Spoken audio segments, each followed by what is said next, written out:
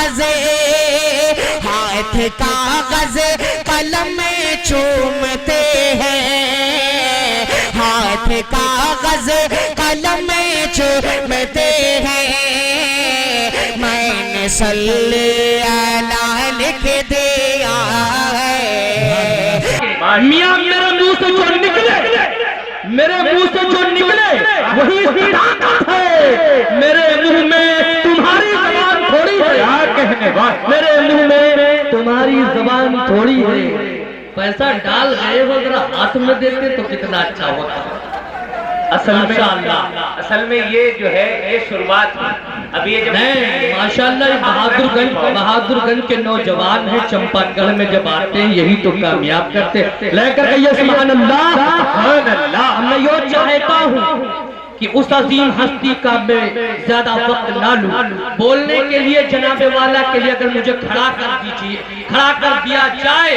تو ضیاء الدین بھی 2 گھنٹے نہیں لے گا جناب والا کی بات کرتا رہے گا کیونکہ جناب والا کے ساتھ بڑے سفر ہوئے یقیناً تقریباً 5 سال ہو رہے ہیں حضرت کے ساتھ سفر کرتے کرتے آپ آئے نوازش کرم شکریہ آپ آئے نوازش کرم شکریہ پرمست گھٹا دل پہ چھانے لگی پرمست گھٹا دل پہ چھانے لگی آنکھ ٹھنڈی ہوئی آپ کو دیکھ کر آنکھ ٹھنڈی ہوئی آپ کو دیکھ کر زندگی جیسے ہر چیز پانے لگی زندگی جیسے ہر چیز پانے لگی اور اب میں چاہتا ہوں بغیر کسی تاخیر کے سیدھے سیدھے حضور عالی تک 4 مصر راگی دوری کے رکھوں شاید انہی لوگوں کے لیے انہوں نے کہا تھا کہ یہ الگ بات ہے کہ خاموش کھڑے رہتے ہیں لے کر کہیے سبحان اللہ ذرا یہ بھی لوگ کہتے ہیں سبحان اللہ ذرا پیچھے والے ہاتھ اٹھا کہیے سبحان اللہ ایک مرتبہ سب لوگ ذرا میڈیا والے دل کی آواز اپنا کیمرہ گھمائیے ان کو ٹچ میں لیجیے قید میں لیجیے اپنے ہاتھوں کو بلند کریں کہیے سبحان اللہ ایک بار لے کر کہیے سبحان اللہ یہ الگ بات ہے کہ خاموش کھڑے رہتے ہیں پھر بھی جو لوگ بڑے ہیں وہ بڑے رہتے ہیں اور ایسے درویشوں سے ملتا ہے ہمارا شجرہ جن کے جوتوں میں کئی تاج پڑے رہتے ہیں سبحان اللہ کیا کہنے بھائی واہ جن کے قدموں میں کئی تاج پڑے رہتے ہیں نوازش خالی مالا نہیں مال بھی ہونا چاہیے ماشاءاللہ لاسٹ میں نہیں بتا رہے لاسٹ میں چلے گا یہ جو ہے ابھی پردھان جی کا ذکر ہوگا مشاعرے میں حضرت مولانا کے لیے میں نے ماحول بنا رکھا ابھی جو انعام کا سلسلہ میں خود روکے ہوا ہوں ورنہ دیکھیں بابو اور بابو کے بابو ماشاءاللہ آئیے بلا تاخیر وہ ہم سب کی آن بان شان ہم سب کی عزت آبرو میں چاہتا ہوں جناب والا کا ایک استقبال کیا جائے اور سیدھے سیدھے آپ کو رونے کے ڈیس کیا جائے کہ اپنے ہاتھوں کو بلند کر کے یہ نعرہ تکبیر نعرہ تکبیر حضرت محمد سلمان صاحب مظہری حضرت محمد سلمان صاحب مظہری سرزمین چمپا گڑھ نعرہ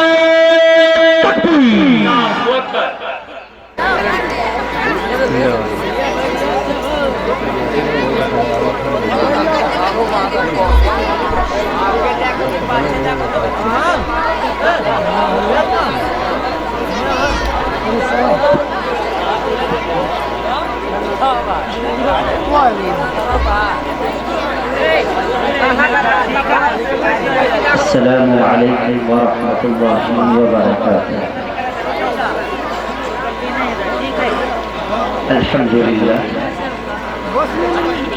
الحمد لله الأكرم الذي خلق الإنسان وكرم وعلمه من البيان ما لم يعلم فسبحان الذي لا يحصى امتنانه باللسان ولا بالقلم ونشهد أن لا إله إلا الله وحده لا شريك له الذي أوتي جوامع الكلم وكرائم الحكم ومكارم الشيم صلى الله تبارك وتعالى عليه وسلم الله أكبر كبيرا لا ضد له ولا ند له ولا جور له ولا شبه له ولا حد له ولا عد له ولا حد له ولا عد له ولا كف له ولا مثال له ولا مثل له. أما بعد فقد قال الله تعالى عز وجل في الكلام المجيد والفرقان الحميد: فأعوذ بالله من الشيطان الرجيم. بسم الله الرحمن الرحيم. ألف لام ميم ذلك الكتاب لا ريب فيه هدى للمتقين. وقال تعالى: إنا نحن نزلنا الذكر وإنا له لحافظون. وقال تعالى: إنما المؤمنون إخوة فأصلحوا بين أخويكم واتقوا الله. وقال تعالى: أقم الصلاة طرفي النهار وزلفا من الليل إن الحسنات يذهبن السيئات ذلك ذكرى للذاكرين. صدق الله العظيم. عن عبد الله بن مسعود رضي الله تعالى عنه قال: قال رسول الله صلى الله تعالى عليه وسلم: إن أكثر خطايا بني آدم في لسان. رواه أبو داود. عن جابر قال: قال رسول الله صلى الله تعالى عليه وسلم: من كن فيه يسر الله ثم حتفه وأدخله جنته رفق بالضعيف وشفقة على الوالدين وإحسان إلى المملوك. رواه ابن ماجه. عن عائشة رضي الله تعالى عنها عن النبي صلى الله عليه وسلم قال: يا عائشة إياك ومحقرات الذنوب فإن لها من الله طالبا. رواه أحمد. عن عثمان بن عفان رضي الله تعالى عنه قال: قال رسول الله صلى الله تعالى عليه وسلم: خيركم من تعلم القرآن وعلمه. رواه البخاري ومسلم. عن بريدة عن أبيه عن النبي صلى الله عليه وسلم قال: من قرأ القرآن يتكل به الناس جاء يوم القيامة وجهه عدم ليس عليه لحم. عن أبي الدرداء رضي الله تعالى عنه قال: قال رسول الله صلى الله تعالى عليه وسلم: إن العالم ليستغفر له من في السماوات ومن في الأرض حتى الحيتان في الماء. إن العلماء ورثة الأنبياء. إن الأنبياء لم يعرثوا دينارا ولا درهما إنما ورثوا العلم فمن أخذه أخذ بحظ وافر. عن جابر بن سمرة قال: قال رسول الله صلى الله تعالى عليه وسلم: إذا رأيتم الذين يسبون أصحابي فقولوا لعنة الله على شركم. رواه الترمذي. صدق الله مولانا العظيم وصدق رسوله النبي الكريم. محمد سے محبت دین حق کی شرط اول ہے. مفکر اسلام ڈاکٹر علامہ اقبال رحمۃ اللہ تعالی علیہ فرماتے ہیں: محمد سے محبت دین حق کی شرط اول ہے. اسی میں ہو اگر خامی تو سب کچھ نامکمل ہے. اسی میں ہو اگر خامی تو سب کچھ نامکمل ہے. محبت کیا ہے؟ دل کا درد سے معمور ہو جانا. محبت کیا ہے؟ دل کا درد سے معمور ہو جانا. متاع جاں کسی کو سونپ کر مجبور ہو جانا. متاع جاں کسی کو سونپ کر مجبور ہو جانا. اور قدم ہے راہ الفت میں تو منزل کی ہوس کیسی. قدم ہے راہ الفت میں تو منزل کی ہوس کیسی.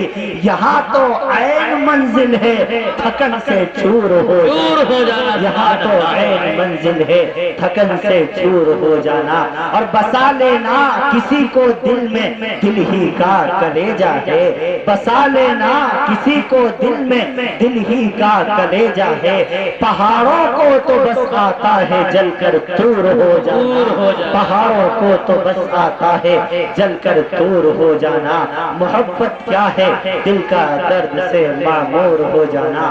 اور اقبال کہتا ہے محبت کے شرر سے دل سراپا نور ہوتا ہے، شرر یعنی چنگاری، محبت کے شرر سے دل سراپا نور ہوتا ہے، اور ذرا سے بیج سے پیدا ریاض طور ہوتا ہے، ذرا سے بیج سے پیدا ریاض طور ہوتا ہے، اور محبت سے ہی ہے پائی شفا بیمار قوموں نے، محبت سے ہی ہے پائی شفا بیمار قوموں نے، کیا ہے بخت خفتہ کو بہت بیدار قوموں نے، کیا ہے بخت خفتہ کو بہت بیدار قوموں نے۔ اور اقبال کہتا ہے ٹل نہ سکتے تھے اگر جنگ میں اڑ جاتے تھے، ٹل نہ سکتے تھے اگر جنگ میں اڑ جاتے تھے، پاؤں شیروں کے بھی میدان سے اکھڑ جاتے تھے، پاؤں شیروں کے بھی میدان سے اکھڑ جاتے تھے، اور اے رب ذوالجلال تجھ سے سرکش ہوا کوئی تو بگڑ جاتے تھے، تیز کیا چیز ہے ہم توپ سے لڑ جاتے تھے، نقش توحید کا ہر دل پہ بٹھایا ہم نے، زیر خنجر بھی یہ پیغام سنایا ہم نے، دست تو دست ہے دریا بھی نہ چھوڑے ہم نے، بحر ظلمات میں دوڑا دیے گھوڑے، دوڑا دیے گھوڑے ہم نے۔ رب ذوالجلال کے بے انتہا فضل و احسان سے آج سرزمین چمپا گڑھ میں یہ چمچماتی ہوئی مجلس، یہ پر رونق محفل علماء کرام کا جمع گھٹا، سامنے سامعین موجود ہیں، ہماری بہنیں بھی، بیٹیاں بھی، بچیاں بھی، کمیٹی والوں نے غلطی نہیں کہوں گا لیکن ایک بھول ضرور کی، ان کے بیٹھنے کا انتظام نہیں فرمایا، آپ نے مہمان کو بلا لیا لیکن مہمانوں کے بیٹھنے کا انتظام نہیں کیا، یہ میزبانوں کے اوپر حق ہے جو مہمانوں کے بیٹھنے کا انتظام کرے، اگر کوئی مہمان آئے اس کا اکرام کریں، پتہ چلا ہے کرسیاں آ رہی ہیں جسے فرما رہے ہیں اللہ کرے آ جائیں جلدی، سارا جھگڑا کرسی ہی کا ہے، حالانکہ چاہتے تو اپنی تشریف ٹکا کے زمین پہ رکھ سکتے تھے لیکن نہیں رکھیں گے کیونکہ کریز بگڑ جائے گی، کہیں داغ لگ جائے گا بیچارے کے، اور ہو سکتا ہے کوئی تکلیف ہو ان کی تشریفوں کے اندر، ہو سکتا ہے کوئی پھوڑا پھنسی نکلا ہوا ہو، بیچارے بیٹھنے سے قاصر ہو، اس وجہ سے بھی نہیں بیٹھ سکتے، ورنہ اتنے لوگ یہ بیٹھے ہوئے ہیں کیا پیچھے والے بیٹھ نہیں سکتے؟ شاید یہ بہت بڑے ترم خواہ ہوں گے، ہاں یہ بہت بڑے ترم خواہ ہیں جو نبی کی مجلس میں کھڑے کھڑے سن رہے ہیں، کتنی دیر تک آپ کھڑے رہیں گے؟ اللہ نے اگر کھڑے رہنے کے لیے پیر دیے ہیں تو بیٹھنے کے لیے بھی کچھ نہ کچھ دیا ہوگا، اگر آپ نے اس نعمت کا شکریہ ادا نہیں کیا تو کہیں اللہ تعالیٰ آپ کو بیماریوں میں مبتلا نہ کر دے، کہیں ایسا کوئی عمل نہ پیش فرما دے اللہ تعالیٰ کہ آپ بیٹھنے سے ہی قاصر رہ جائیں، لہذا نبی کے نام سے محفل سجائی گئی ہے، امام الانبیاء احمد مجتبیٰ محمد مصطفیٰ صلی اللہ علیہ وسلم کے نام سے آپ کا جلسہ سجایا گیا ہے، سب نبی کے دیوانے ہیں، سب نبی کے پروانے ہیں، ارے نبی کے چاہنے والے، نبی کے عاشق تو نبی کے نام پر اپنی گردنوں کو بھی کٹا دیا کرتے ہیں، اپنی جانوں کو بھی نچھاور کر دیا کرتے ہیں، یہ کپڑے ہماری کیا حیثیت رکھتے ہیں، یہ ہمارے سفید چمچماتے ہوئے لباس کیا حیثیت رکھتے ہیں؟ بہرحال اللہ تعالیٰ آپ سب کو سلامت رکھے، جتنے لوگ بیٹھے ہیں اللہ تعالیٰ انہیں بھی سلامت رکھے، اور جو کھڑے ہوئے ہیں اللہ ان کو بھی سلامت رکھے، آپ کو میں بد دعا کوئی تھوڑے دوں گا، اللہ تعالیٰ آپ سب کو خوش رکھے۔ بڑا پر رونق آپ نے یہ جلسہ سجایا ہوا ہے، دور دور سے علماء کو آپ نے بلایا ہوا ہے، یہ اسٹیج سجا پڑا ہوا ہے، ابھی شاعروں کی بھی بھرمار ہے، ہمارے مولانا ضیاء الدین ضیاء صاحب کبھی کبھی مبارکہ کر جاتے ہیں، اتنی تعریف کر جاتے ہیں کہ وہ ان کو ہوش ہی نہیں رہتا کہ ہم کیا کہہ رہے ہیں، بہرحال یہ ان کی محبتیں ہیں، کہاں میں اور کہاں یہ نکہت گل، نصیب سحر تیری مہربانی، میں تو کچھ بھی نہیں ہوں हूँ, क्या मेरी औकात है। ये सब मेरे अकाबिर की दुआओं का सदका है, ये मेरे अकाबिर की दुआओं का सदका है, वालिदैन की कुर्बानियों का सदका है। जो मेरे वालिद मोहतरम ने वो अय्याम दर्स में जो कुर्बानियां दी हैं, जो 17 साल तक जो मुझसे दुश्मनी की है, ये उसकी दुश्मनी का नतीजा है।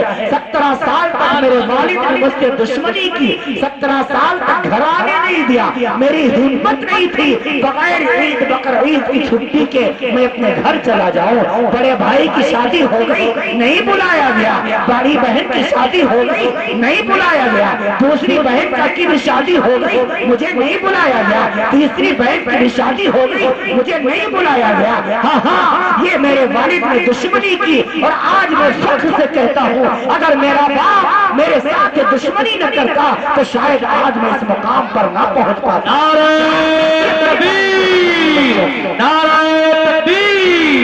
हजरत सलमान साहब मदहरी, सरजमीन चंपागढ़, नातिया मुशायरा, नाराए तकबीर। क्या तरबियत कर पाएंगे हम और आप अपने बच्चों की?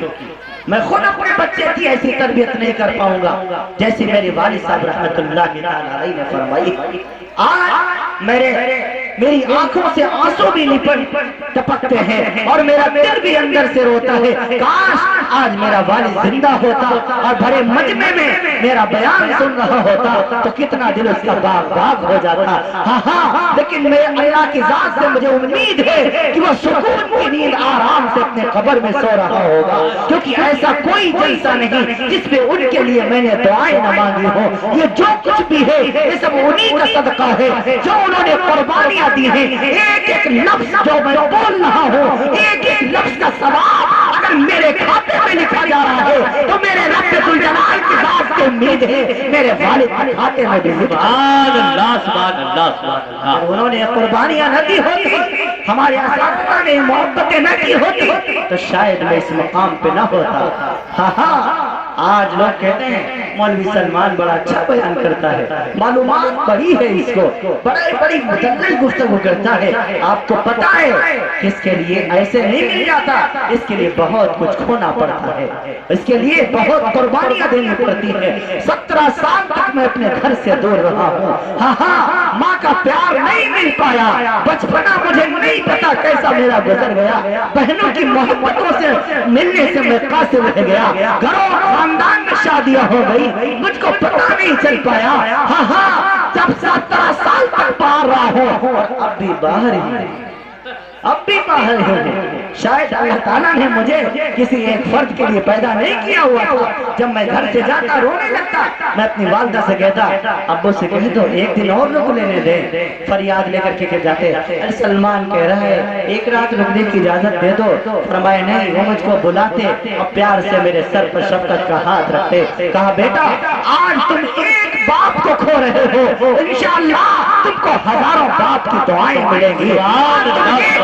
दूरी इख्तियार कर रहे हो। हाँ, रब्बुल जलाल की जात से उम्मीद है जहाँ जाओगे तुम्हें माँ का प्यार मिल जाएगा। तुम अभी अपनी 5 बहनों से दूर रह रहे हो। हाँ, तुम जहाँ जाओगे इंशाअल्लाह तुम्हें हजारों बहनें मिल जाएंगी। आज मैंने अपनी 5 बहनें छोड़ी है, 2 भाई छोड़े हैं, 1 माँ छोड़ी है, 1 बाप छोड़ा है। देखो हजारों भाइयों से ज्यादा मोहब्बत करने वाले मेरे सामने बैठे हुए हैं, हजारों वालिदों का प्यार देने वाले हमारे अकाबिर बैठे हुए हैं, हजारों भाई हजारों बहनें हमारी आंखों के सामने हैं जो रातों में उठ करके हमारे लिए दुआएं मांगती हैं। अब मुझको किसी चीज की फिक्र नहीं है, कोई टेंशन नहीं है, ये सब आप सबकी दुआओं का नतीजा। कुर्बानियों से ये दीन फैला है। कुर्बानियां हम तो क्या कुर्बानी देंगे अपने बच्चों को, या तो खतना हो बुला लेते हैं अपने भैया को, मौलवी साहब छुट्टी दे दो। छुट्टी नहीं, खतना में तो छुट्टी मांगते हैं और शादी में छुट्टा मांगते हैं, बड़ी लंबी मांगते हैं ना 1 हफ्ते की। काहे की छुट्टी खुद मेरे पास आ जाते हैं हमारे मदरसे में, काहे की छुट्टी लेना है? अरे भैया ये खतना है। अच्छा खतना माँ किसका है? घर में छोटे वाले बेटे को, तो इसको बेचारे को क्यों ले जा रहे हो? खतना खिलाना है, तौबा तौबा। कई मरतबा तो हमें लोगों ने खतना खिला दिया।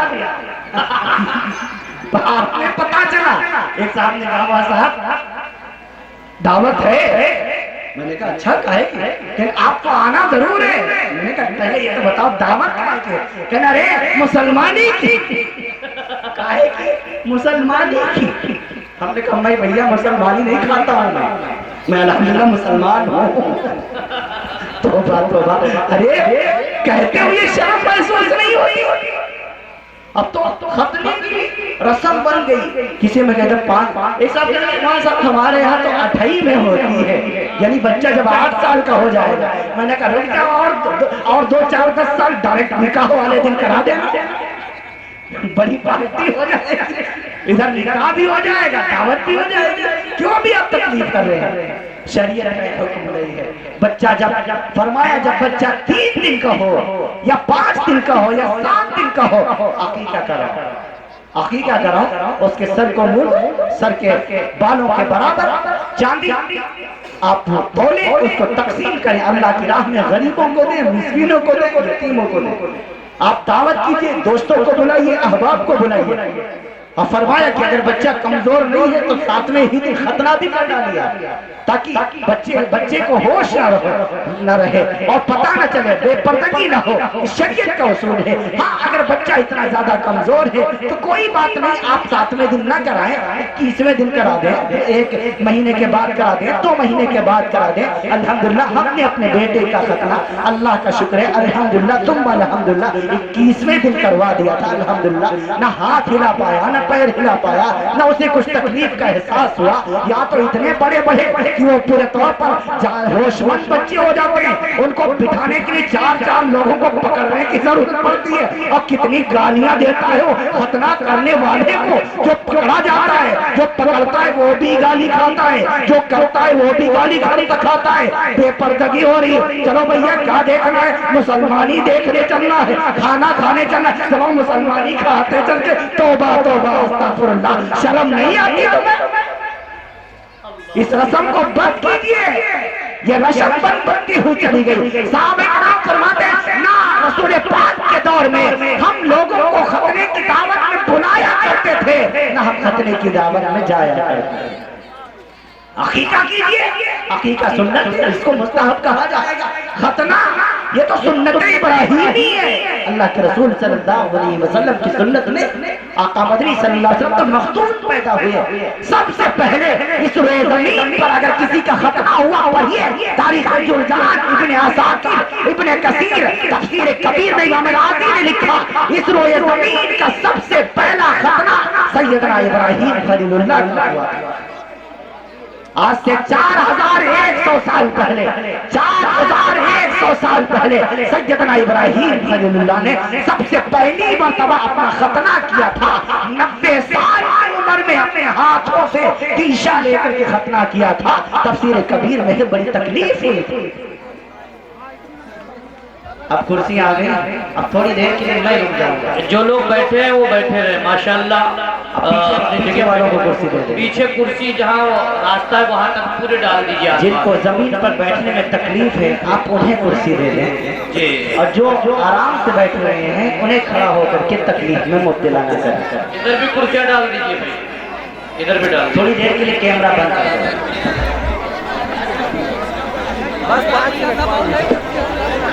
محمد وعلى آل سیدنا محمد واصحابہ وبارک وسلم.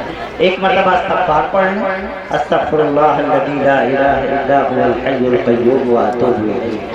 میں عرض کر رہا تھا آپ سے, جب بچہ 7ویں دن کا ہو جائے تو کیا کیا جائے بھائی؟ عقیقہ کیا جائے. اس کے بال مونڈے جائیں اور بالوں کے برابر چاندی صدقہ کی جائے گی. اور خوب یاد رکھنا, بعض لوگوں میں غلط فہمی ہے کہ صدقہ بہنوں کو دیا جاتا ہے. ایسا کچھ نہیں ہے. یہ صدقہ غریبوں کو, مسکینوں کو, ان لوگوں کو جن کو زکوٰۃ کا پیسہ دینا درست ہے ان کو دیا جائے, غریبوں میں تقسیم کیا جائے. بہنوں کو اگر کچھ آپ کو دینا ہے وہ الگ سے آپ ہدیہ کریں, گفٹ کریں, آپ کی مرضی, جتنا دیں بہنوں کو کم ہی ہے. بہرحال ان بالوں کا اس سے بہنوں سے دینے کا کوئی تعلق نہیں ہے. میں عرض کر رہا تھا آپ سے, سارے نبی کے چاہنے والے, سارے نبی کے دیوانے, سارے نبی کے پروانے سب نبی پاک صلی اللہ علیہ وسلم سے محبت کرنے والے یہ لوگ بیٹھے ہوئے ہیں. کچھ ہمارے بچے یہ بیچ میں کھڑے ہیں, انہیں محبت سے بٹھا دیا جائے, انہیں بٹھا دیا جائے. اب کوئی بیچ میں درمیان میں کوئی کھڑا نہ رہے, نکلنے کا کی جگہ کا راستہ کہیں اور سے بنایا جائے. اب بیچ میں افراتفری کا بالکل ماحول نہ ہو, کیونکہ میری عادت ہے, یہ شاید میری کمزوری ہے کہ اگر کہ درمیان میں ذرا بھی کوئی اٹھ جاتا ہے تو پھر میرا مائنڈ ڈسٹرب ہو جاتا ہے, پھر میں کچھ بول نہیں پاتا ہوں, مضمون کہیں سے کہیں چلا جاتا ہے. لہذا گزارش ہے, ادباً میں گزارش کرتا ہوں کہ اب آپ حضرات بالکل بھی ادھر ادھر نہ جائیں, بالکل خاموشی کے ساتھ محبت کے ساتھ بیٹھے رہیں, توجہ کے ساتھ سماعت فرمائیں.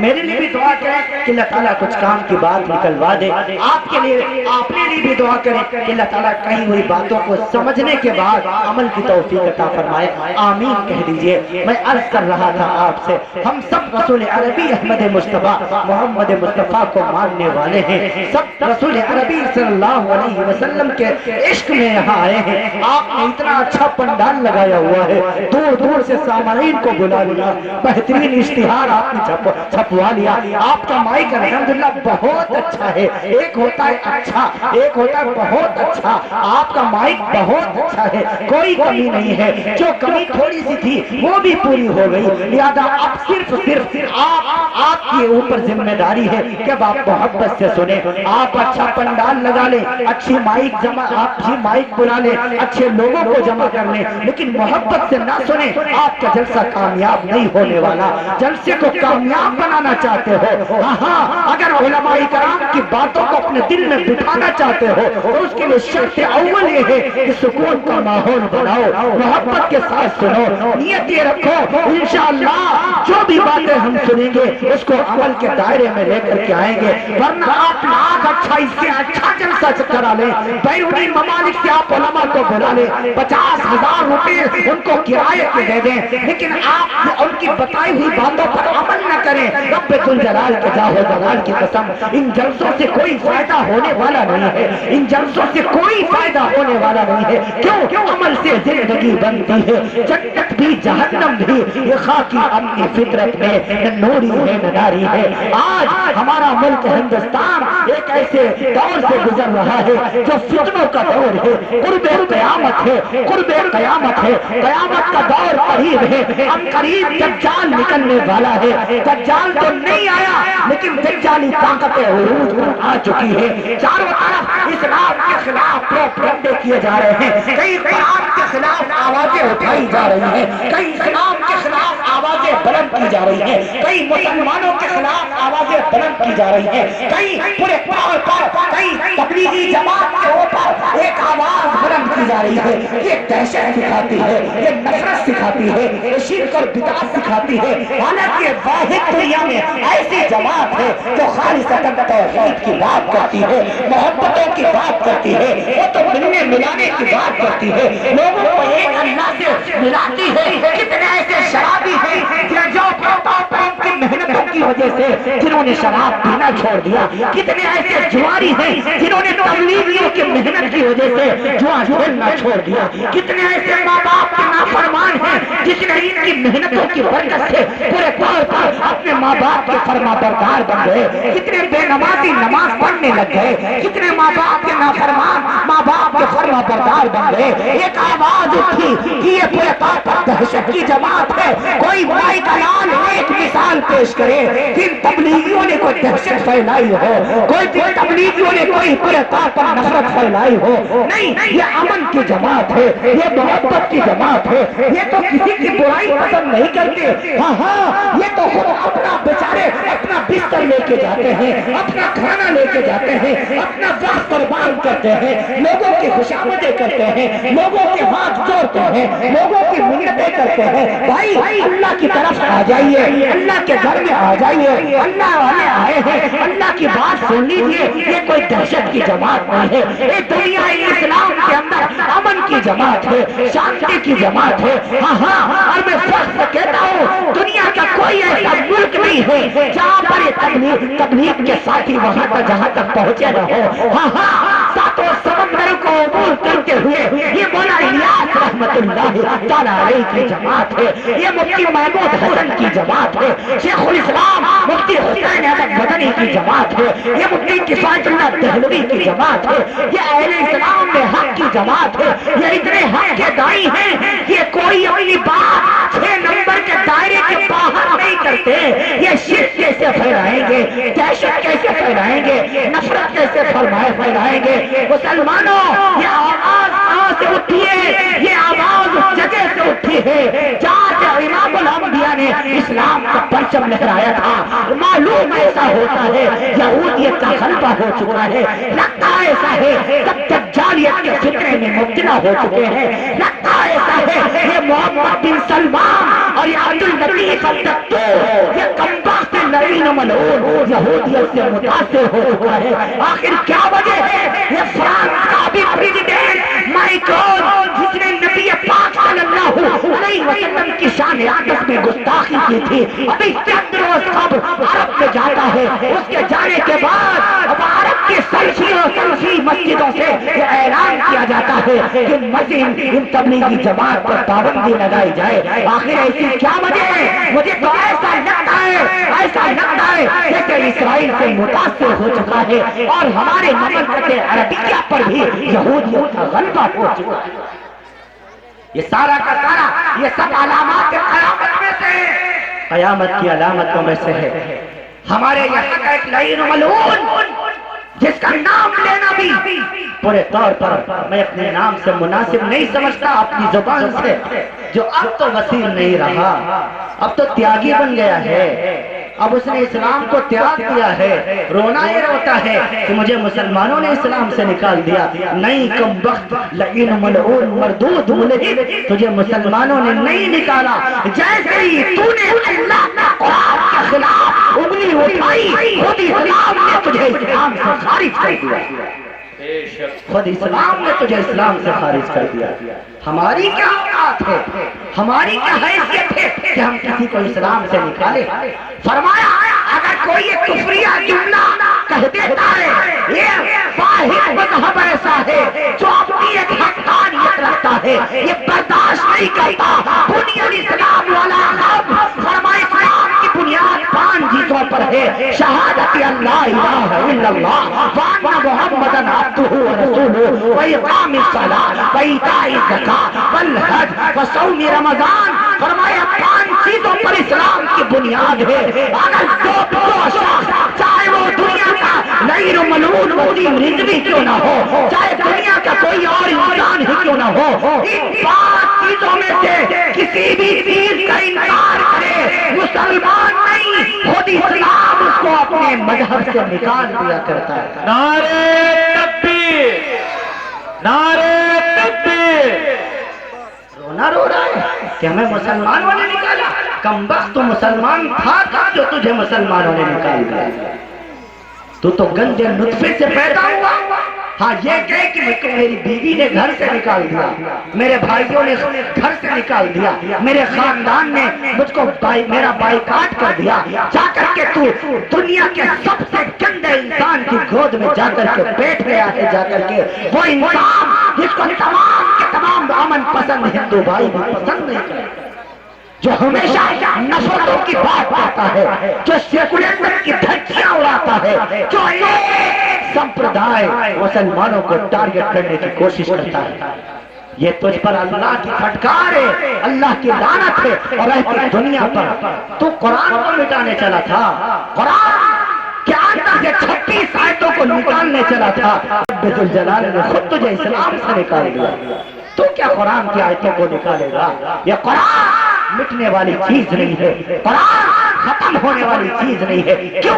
اس کی حفاظت کا ذمہ کسی انسان نے نہیں، خود رحمان نے رکھا ہے۔ اِنَّا نَحْنُ نَزَّلْنَا الذِّكْرَ وَإِنَّا لَهُ لَحَافِظُونَ۔ ہم نے اس قرآن کو نازل کیا ہے، ہم اس کی حفاظت کا ذمہ لیتے ہیں۔ دنیا میں کتنے لعین آئے، کتنے ملعون آئے، کتنے مردود آئے، وہ سمجھتے ہیں، یہ سمجھتا تھا، یہ کمبخت سمجھتا تھا ایسی باتیں کر کے ہم اسلام کو کمزور کر دیں گے، ہم مسلمانوں کو پریشان کر دیں گے، اسلام کو بدنام کر دیں گے، اسلام کمزور ہو جائے گا، اسلام کے ایک چار شفاف چہرے پر بدنما داغ لگ جائے گا۔ اس کمبخت کو پتا نہیں ہے، جائے کوئی لعین و ملعون کو جا کر کے بتائے کہ ان باتوں سے اسلام کا کوئی فرق پڑنے والا نہیں ہے، اسلام باد تھا، آج بھی زندہ باد ہے، انشاءاللہ قیامت تک زندہ باد ہے۔ نعرے تکبیر، مفتی سلمان مظاہری، اسلام زندہ باد۔ اسلام کو تیری ضرورت نہیں، اپنی خیر بنا، اب تو تیرا کیا حشر ہوگا، دنیا ہی میں تجھ پر لعنت برس رہی ہے، آخرت میں کیا انجام ہوگا وہ تو رب ذوالجلال ہی کو پتا ہے۔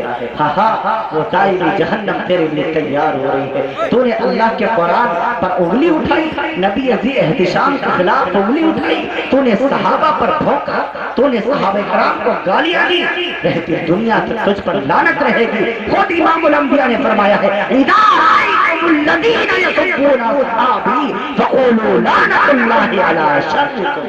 میں نے، میرا فتویٰ نہیں ہے، امام الانبیاء کا فتویٰ ہے۔ میں عرض کر دوں، گھبرانے کی ضرورت نہیں ہے، پریشان ہونے کی ضرورت نہیں ہے۔ ہاں ہاں، تمہیں پکا مسلمان بننے کی ضرورت ہے۔ تمہیں اس بات سے بالکل گھبرانا نہیں چاہیے کہ کوئی رضوی تیاگی بن گیا، کیا فرق پڑتا، کیا فرق پڑتا، مجھے اسلام کو ان کی ضرورت ہی نہیں ہے۔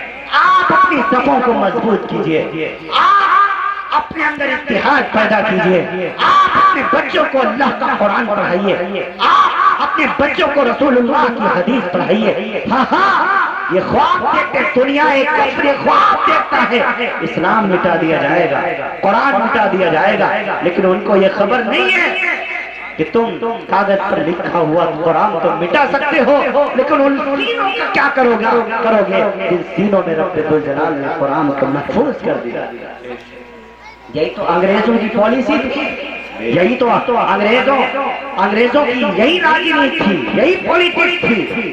1826 کے اندر 2 لاکھ قرآن کریم کے نسخوں کو جلایا گیا انگریزی دور حکومت میں، اور اس کی راکھ کو دریا میں ڈال دیا گیا۔ ملکہ وکٹوریہ نے کھڑے ہو کر کے اعلان کیا آج سے ہندوستان میں اسلام مٹا دیا گیا، قرآن مٹا دیا گیا، اسلام کمزور ہو گیا۔ مفتی کفایت اللہ دہلوی نے فرمایا، ہاں ہاں، اور حسین مدنی نے فرمایا، مفتی محمود حسن نے فرمایا، اے گوری چمڑی والوں، تم کاغذ پر لکھے ہوئے قرآن کو تو مٹا سکتے ہو، لیکن تم ان سینوں کا کیا کرو گے جن سینوں میں رب ذوالجلال نے قرآن کو محفوظ کر دیا ہے۔ ایک زبر زیر پیش کی غلطی نہیں ہوئی۔ آپ اپنے بچوں کو قرآن کا حافظ بنائیں، آپ اپنے بچوں کو اللہ کے قرآن کا حافظ بنائیں، آپ اپنے بچوں کو نبی پاک صلی اللہ علیہ وسلم کی حدیث کا حافظ بنائیں۔ دور آگے بڑا خطرناک آنے والا ہے، خطروں سے بھرا ہوا دور آنے والا ہے، پرفتن دور آنے والا ہے۔ قیامت کی نشانیاں جو میرے نبی نے بتائی ہوئی تھی وہ کچھ پوری ہو چکی ہیں، کچھ پوری ہو رہی ہیں، کچھ آئندہ آنے والی ہیں۔ میں تو اس وقت تمام علماء سے بات کرتا ہوں کہ اس وقت آپ مشکات شریف کا باب ابواب الفتن پڑھیے، آپ اس کو پڑھ کر کے علماء میں عوام میں بیان کیجئے۔ میں اپنے تمام کے تمام بھائیوں سے کہتا ہوں جس کو ذرا بھی اردو کی سمجھ ہے، اردو پڑھنے والے اس وقت علامات قیامت پڑھیں، مفتی عاشق الہی بلند شہری کی کتاب پڑھیں یا مفتی عاشق الہی میرٹھی کی کتاب پڑھیں۔ آپ تمام کے جس علماء کو پسند کرتے ہیں اس کی کتابوں کو پڑھیں۔ اگر کتابیں دستیاب نہیں ہیں نیٹ کے اوپر سرچ کریں اور اس پر آپ علامات قیامت پڑھیں، قیامت کی نشانیاں پڑھیں، دجال کی آمد کے واقعات پڑھیں۔ کچھ بھی نہ پڑھ سکتے ہو برموڈا ٹرنگل کو پڑھیے، آپ ڈاؤن لوڈ کیجئے اس کتاب کو۔ نوجوانوں میرا پیغام ہے آپ کو، آپ پڑھیے برموڈا ٹرنگل، آج انگلش میں بھی موجود ہے، عربی میں بھی موجود ہے، ہندی میں بھی موجود ہے، اس کا ٹرانسلیشن کئی زبانوں میں ہو چکا ہے، نیٹ کے اوپر موجود ہے۔ اس میں بتایا گیا ہے دجال نکلے گا کہاں سے، اس میں بتایا گیا ہے دجال نکلنے کی علامتیں کیا ہیں، سب سے پہلے کہاں نکلے گا، کون کون سے فتنے رونما ہوں گے، یہ ساری کی ساری علامات قیامت میں آپ کو مل جائے گا جو میرے نبی پاک صلی اللہ علیہ وسلم نے فرمایا تھا۔ عزیزوں، امام الانبیاء صلی اللہ علیہ وسلم نے ترمذی کی ایک لمبی روایت میں علامات قیامت کو بیان فرمایا ہے۔ ابو ہریرہ کی روایت ہے، میرے نبی فرماتے ہیں، ہاں ہاں اے ابو ہریرہ اذا تخرج دولا والامانة مغنما والزکاة مغرما وتعلم لغير الدين واتاع الرجل امراته وعاق امه وادنى صديقه واعصى اباه وزارت الاصوات في المساجد وسعد القبيلة فاسقهم وكان زعيم القوم ارجلهم واقرب الرجل مخافة شره وزارت القينين والمعادف وشربت الخمور ولعن آخر هذه الأمة أولها رواہ ترمذی۔ میرے نبی نے فرمایا ابو ہریرہ جب قرب قیامت ہوگا، قیامت جب قریب ہوگی، لوگ اتنے بدتمیز ہو جائیں گے، ایک طرف جنازہ جا رہا ہوگا، دوسری طرف گانے کی آواز آ رہی ہوگی۔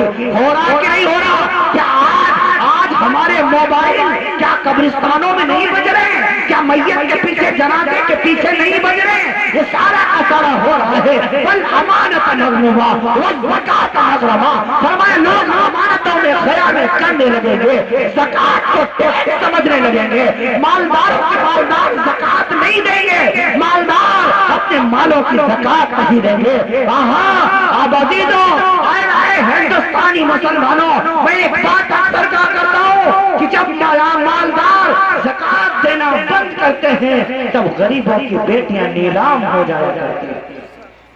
ہاں کتابوں میں ایک واقعہ لکھا ہوا ہے، بنو اسرائیل کا ایک واقعہ حدیث کی کتابوں میں ملتا ہے۔ ایک کفل نامی شخص، کفل بڑا گنہگار، بڑا پاپی، روزانہ اللہ نے دولت دے رکھی تھی، روزانہ جب بھی روزانہ وہ ایک نئی لڑکی کو لاتا تھا اپنے بستر پر، اور ایک رات کا 30-35 ہزار، 30-35 ہزار نہیں بلکہ ابن عساکر میں ہے وہ 5000 دینار دیتا تھا۔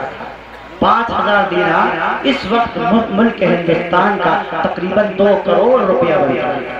ایک رات وہ اتنا خرچ کرتا تھا، آپ اندازہ لگائیں کتنی اس کے پاس دولت ہوگی۔ ایک رات گیا، ایک عورت اسے مل گئی، بڑی حسین ہے، خوبصورت ہے، اسے لے کر کے آیا۔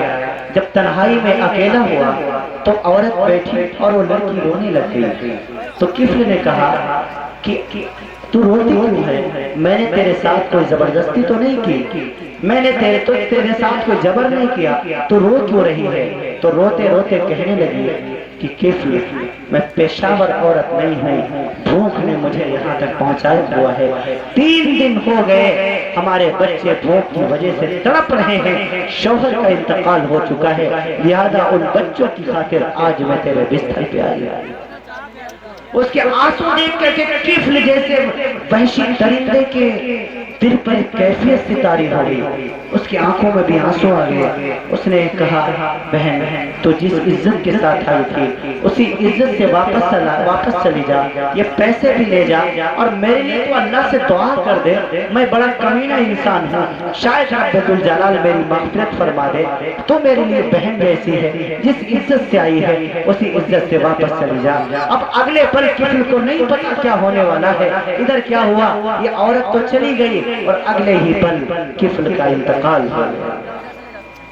اب ایسے وحشی درندے کو کون غسل دیتا، کون کفن پہناتا، کون اس کے جنازے کو قبرستان تک پہنچاتا؟ لیکن جب اس کا انتقال ہوا تو رب ذوالجلال نے اس کے دروازے پر موٹا موٹا فرشتوں کے ذریعے سے لکھوا دیا تھا کہ اے لوگوں اٹھو، اے لوگوں کا جو نبی تھا اللہ رب العالمین نے اس کے اوپر وحی کی، وحی کے ذریعے سے اس کے اوپر وحی فرمائی وقت کے نبی کے اوپر کہ اٹھو، میرا ولی انتقال کر چکا ہے، میرا دوست مر چکا ہے۔ اللہ نے کفل کی مغفرت فرما دی اس بہن کے آنسو کے طفیل میں، جب اس نے آنسو گرائے تھے کفل کے لیے مغفرت کی دعا کر دی تھی، اس کے طفیل اللہ نے کفل کی مغفرت فرما دی، اٹھو اس کا جنازہ پڑھو۔ آپ اندازہ لگائیں ایسے وحشی درندے، اگر ہم اللہ سے رو کر دعائیں مانگیں تو اللہ ہماری دعائیں قبول نہیں کرے گا۔ جب ایسے وحشی درندے کی دعاؤں کو رب قبول کر سکتا ہے تو کیا ہماری دعاؤں کو قبول نہیں کرے گا؟ بے شک کرے گا، لیکن ہم دل سے تعریف تو ہو، دل سے توبہ تو کریں۔ اب دیکھو کیا فرمایا، والزکاۃ مغرما، لوگ زکات کو ٹیکس سمجھنے لگیں گے، زکات دیں گے نہیں۔ ملک ہندوستان کے 95% مالدار پوری زکات نہیں نکالتے، مکمل زکات نہیں نکالتے۔ ہماری بہنیں بھی زیور پہننے کی بڑی شوقین ہیں، ہار بہترین ہونا چاہیے، پائل کو جتنی وزن ہو بھلے چل نہ پائے لیکن ہونی چاہیے، ہاں کھانا نہ ملے چلے گا لیکن ناک کی نتھنا میں نتھنی پھنسی ہونی چاہیے، کان کی بالیاں، کام کے جھمکے یہ ضروری ہے، گلے کا ہار ضروری ہے۔ زکوٰۃ نہیں دیتی، زکوٰۃ کے بارے میں بالکل بے ہوش پڑی ہوئی ہے۔ خوب یاد رکھو، اگر تم اپنے زیوروں کی زکوٰۃ نہیں نکالو گی تو تمہارے ان گلے میں موٹے موٹے سانپ لٹکائے جائیں گے، تمہارا یہی زیور تمہارے لیے وبال بن جائے گا، تمہارا یہی مال جہنم کی آگ پر تپایا جائے گا، پھر توق بنا کر کے تمہارے گلے میں ڈال دیا جائے گا۔ ہاں ہاں تمہیں خبر ہے امام الانبیاء شہید تھی سیدہ عائشہ صدیقہ رضی اللہ تعالیٰ عنہا، ہم تمام مسلمانوں کی اماں ہیں، ہمارا ایمان ہے یہ ام المومنین ہے عائشہ صدیقہ، ام المومنین ہے عائشہ صدیقہ، یہ طاہرہ ہے عائشہ صدیقہ، صابرہ ہے عائشہ صدیقہ، پاکیزہ ہے عائشہ صدیقہ۔ ایک دن امام الانبیاء نے دیکھا کہ اماں عائشہ نے انگوٹھی پہن رکھی ہے، ایک انگوٹھی پہن رکھی ہے، پوچھا حمیرہ لبیک یا رسول اللہ یہ انگوٹھی کہاں سے آئی؟ ایک انصاری صحابیہ نے ہدیہ میں دیا ہے، گفٹ میں دیا ہے، عائشہ تم نے اس کی زکوٰۃ نکالی؟ یا رسول اللہ زکوٰۃ تو نہیں نکالی۔ عائشہ کیا تم چاہتی ہو اللہ اس انگوٹھی کے بدلے میں جہنم میں تمہیں آگ کی انگوٹھی پہنائے؟ یا رسول اللہ ہرگز نہیں۔ فرمایا اگر تم نے اس کی زکوٰۃ نہیں نکالی تو اللہ تمہیں جہنم کی آگ کی انگوٹھی پہنائے گا۔ عائشہ اگر تم جہنم کی آگ سے بچنا چاہتی ہو تو اس کی زکوٰۃ نکالو۔ ہم نکالتے زیور کی تو بڑی شوقین ہماری بہن ہے، لیکن نہیں زکوٰۃ میں ایک بہن نے فون کیا کہ حضرت جی ہمارے پاس پیسے کہاں سے ہیں ہم جو اپنے زیور کی زکوٰۃ نکالیں؟ ہم نے کہا زیور ہے آپ کے پاس؟ کہا زیور تو ہے۔ میں نے کہا اسی کو بیچ کر زکوٰۃ نکالا کرو۔ خوب یاد رکھو، آپ مفتیان کرام کا مسئلہ پوچھے، مفتی کفایت دہلوی نے لکھا، مفتی محمود حسن رحمۃ اللہ علیہ نے اپنے فتاوی میں لکھا کہ شوہر کے اوپر بیوی کی زکوٰۃ دینا واجب نہیں ہے۔ خوب یاد رکھو، شوہر نہیں پکڑا جائے گا، آپ پکڑی جائیں گے۔ ہاں اگر وہ شوہر کی ملکیت میں ہے، شوہر اس کا مالک ہے، تو پھر تو جیسے وہ اپنے پیسوں کی اپنی پراپرٹی کی زکوٰۃ دے گا ایسے آپ کے زیور کا بھی۔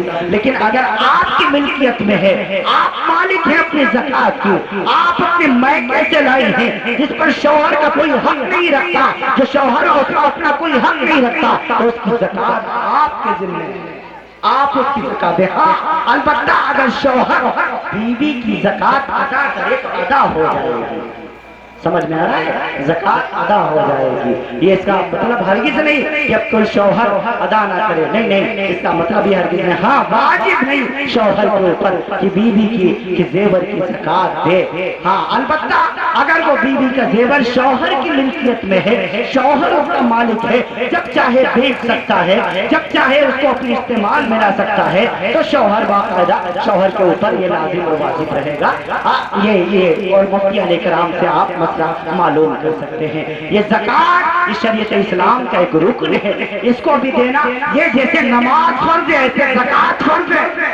سال میں ایک مرتبہ یہ صدقہ مصطفیٰ ہے، ورنہ میں عرض کر دوں بعض قوموں پر پورے طور پر مال کا چوتھا حصہ نکالنا فرض تھا، یہاں تو 40واں ہے۔